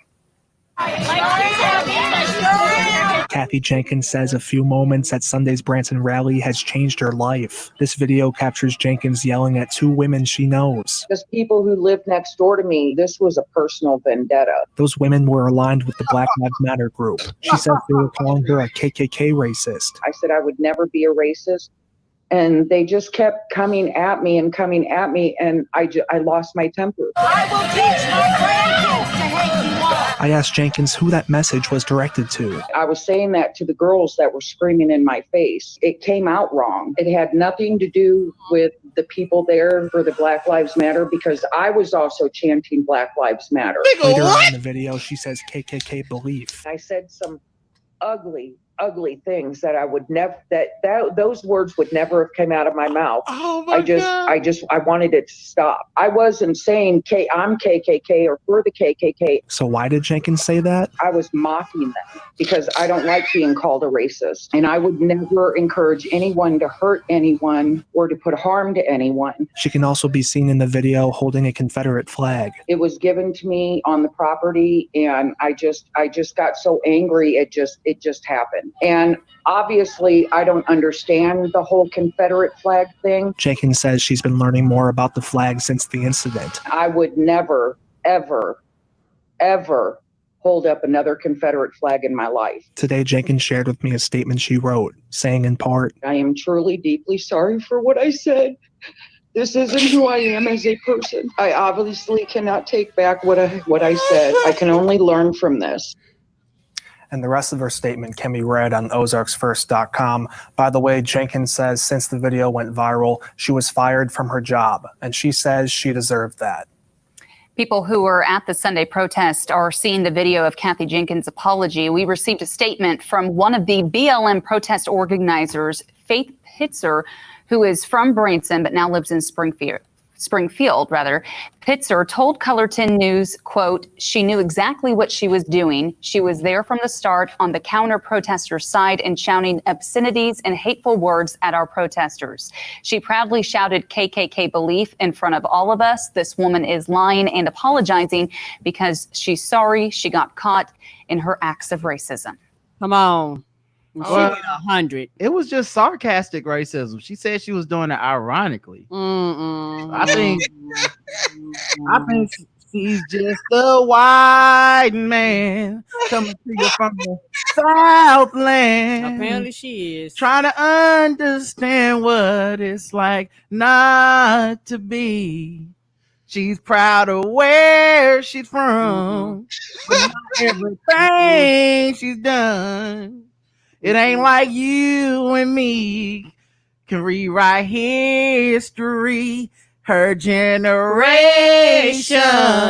didn't change this nation. They're just picking up the pieces, walking on eggshells, fighting over yesterday. Caught between Southern pride and Southern blame. Right now, I bet she wishes that everybody who's got that fucking video just, oh shit, the fucking damn thing won't play. Ain't that a bitch? Oh damn. Fuck my joke up. Ain't that a bitch? Yo, man, but she wanted them to delete all that shit, man, for real. But yo, man, she lost some motherfucking job, man. They fired her after they found out that she was one of those people out there doing that shit. And what the fuck? I would have said to her, "Dear Mrs. White Woman, I wish you understood what the world is really like when you're living in the hood, you know? Because your pants are sagging with your dirty drawers don't mean you're up to no good." That's crazy, man. Right. Terrible. She lost her job and she was doing some racist shit. So, like, yo, man, she lost her job too, man. Real talk. But y'all know what time it is. Like, we're not gonna do Proud to be an American today. We were running a little long. But hold on. No. I have to get more jokes off. Hold on. I thought we moving on already. No. We got champ of the week, baby. We got our champ of the week. Okay, all right. I know it's your show. I'm not gonna take over, but I'm just saying I had more for her ass. Go do your thing, player. Do your thing. I ain't gonna stop you from doing your thing. Okay, first of all, she tried to throw that cry in there, like we were supposed to feel sorry. She said the racism was sarcasm, and then said she got the flag when she got there, so they just got flags on deck. And then she said her neighbors set her up. Now, what kind of conspiracy would it be for me to move next door to you, specifically to target you, hoping one day that a black man would say, "We don't want no more Confederate flags," and you would fight against it, and then we would get to throw the motherfucking rally, and we will bring up our phones, get you on phone so you can lose your job. At this whole conspiracy. Yeah, at this point, you're talking about a whole goddamn conspiratorial undertaking to get one woman fired from where the fuck did she work? They want you. Yeah, like you work at fucking Quaker State and Louvre or some shit. Nobody ain't nobody trying to come get you, Deborah. And on the load, looked like they were handing out those flags and people were draped in them. I think it was children behind them draped in it. Like everybody on. So I do believe what the Black Lives Matter representative said. Y'all showed up on that goddamn truck and started handing out them flags. Yes. Because like I said, in the background, I seen kids and shit all wrapped up in these flags. Said, "I will teach my children to hate you." There's not two ways to take "I will teach my children to hate you." I wasn't talking to the black. I said Black Lives Matter. What was you saying? Black Lives Matter, go to hell. Black Lives Matter, suck my dick. There's no way she was out there talking about Black Lives Matter. She was literally, if you see the pictures in the video, she's on the side with the people against Black Lives Matter. Right. They cut to the Black Lives Matter people, no Confederate flags. Nigga, hold up. The store was Dixie Outfitters. Right. That was the name of the store. You're like, you on the side of the Dixie Outfitters, and all they got is Urban Outfitters already isn't a black store, which is very misleading. But Urban Outfitters wasn't enough for you. Had to go to Dixie Outfitters. Nah, this is crazy. Also, they can make money selling Confederate flags. Because let's be real, Confederate flags must be a lucrative fucking business. It's gotta be, man. It's gotta be. They are at an all-time boom right now. Confederate flag, everything, everywhere right now. Mm-hmm. So yeah, I'm sorry to derail the show, Mr. Spann. No, listen, pride. I ain't mad at you at all. As a matter of fact, while I'm thinking about it, like think about like when we talk about like gun rights, right? And people were worried about the AR-15s going away. Mm-hmm. The cost of AR-15s went the fuck up. Right. Cost of AR-15s went up. So I'm betting you that the cost of a Confederate flag, nigga, if you can get that bitch for 15, right? That motherfucker right now like $35. Hey, we cut to the corner. You see a black person selling them and shit. That's when you know it. They're about that hustle. Right? Hey, look, man, I don't agree with them, but I'm just saying. But I got some Confederate freight smash. Y'all need some shirts, some drawers, some socks. I got you covered. These motherfuckers got 100% markup right now, fam. I'm with Black Lives Matter, but I just gotta get this off real quick. I'm gonna be with y'all as soon as I sell out. Damn, it was like that accidental racism, bro. Like hold on, I didn't really mean to be on the side of the racist. Right? Oh, she looked right. Oh, this is the hate nigger side. Oh no! Oh man, how did I get so confused? I mean, she stood up, she swung it around the shoulder. She looked like she was drying her back off with that motherfucker, bro. Go ahead and she need to go ahead and apply to coach Oklahoma State, because apparently people just believe anybody could be racist and just get over it. She really said it like it was a mistake. And the worst part is, and I know it's fun because we get to see it, but you know the worst part means someone at the news station thought, well, let's give this woman a platform to tell the world this bullshit. No one pulled this piece. Like a black person should have been like, don't run this. This is clearly lying.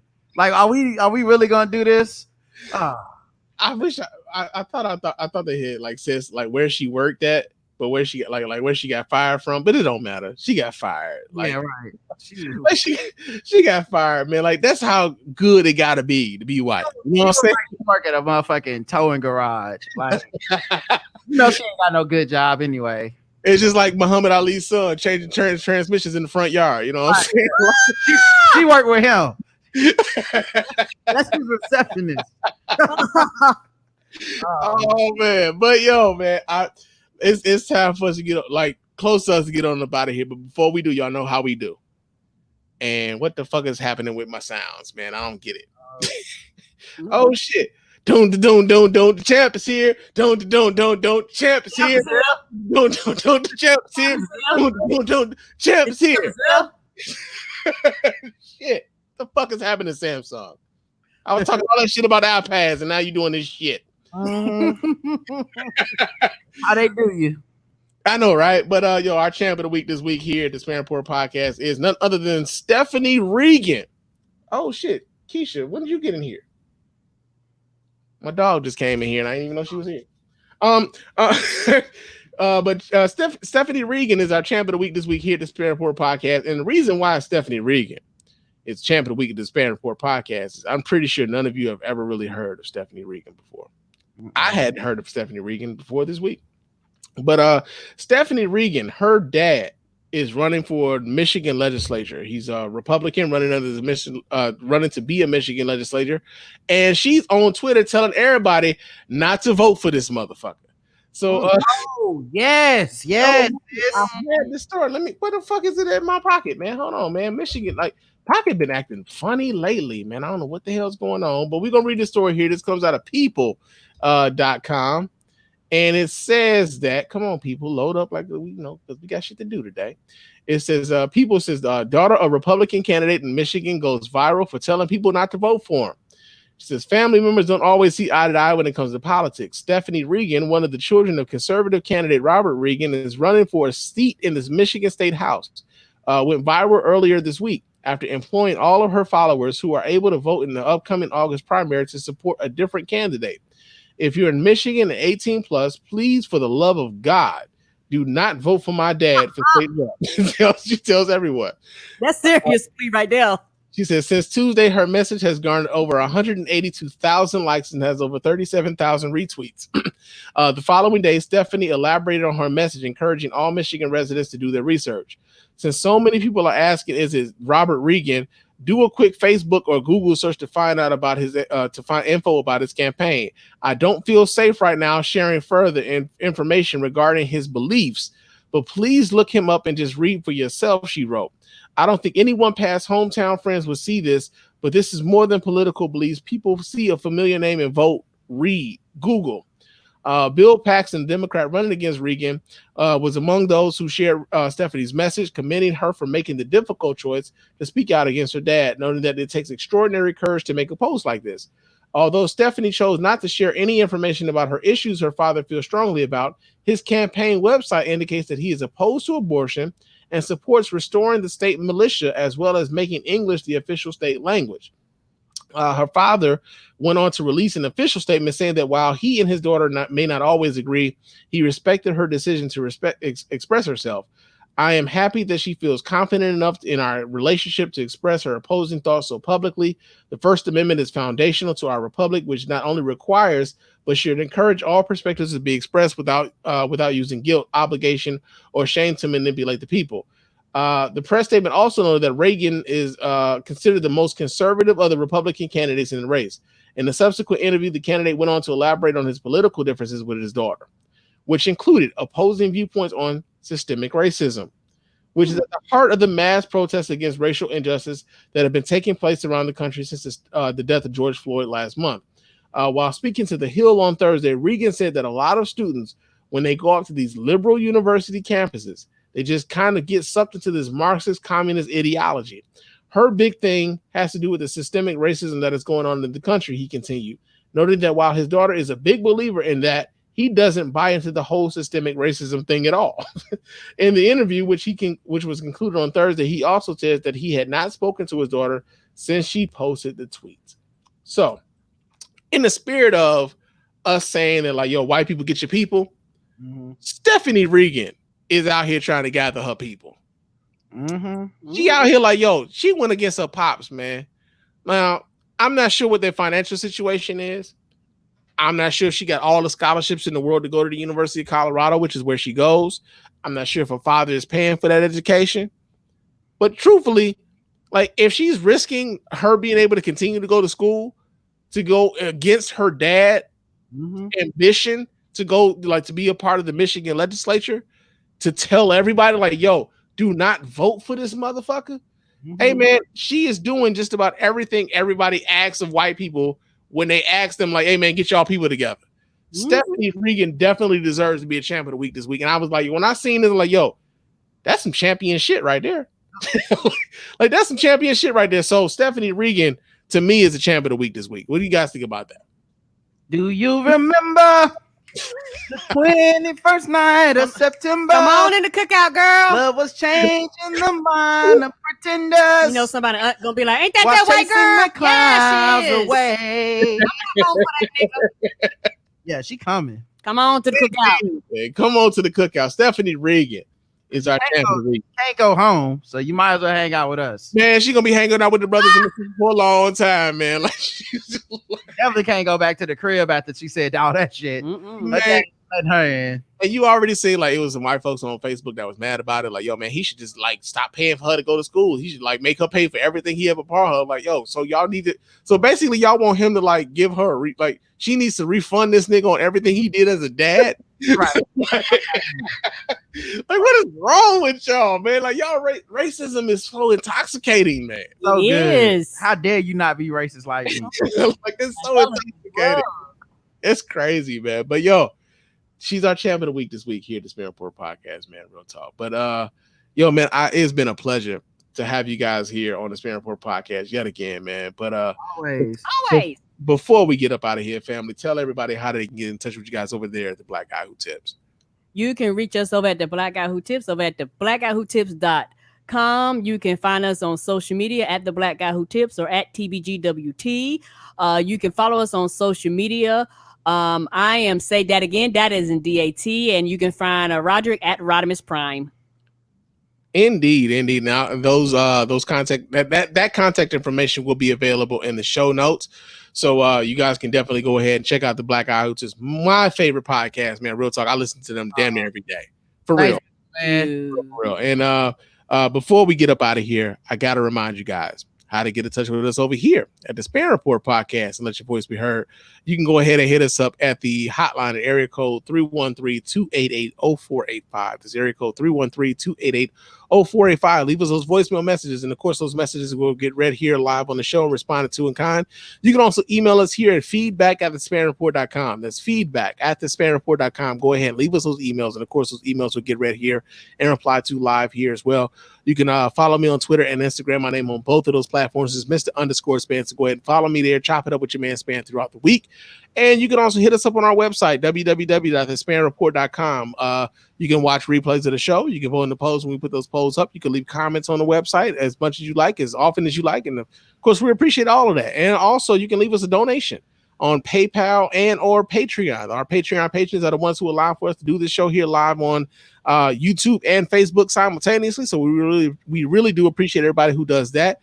They are the golden circle of the Spann Report Podcast Network. And again, I want to thank Rod and Karen for joining us here at the Spann Report Podcast, man. Real talk. Like I said, my favorite podcast, and I hope you guys go ahead and check them out as well, man. Real talk. But we're going to get on up out of here, and we will talk to you guys again soon. But until next time, fam, peace.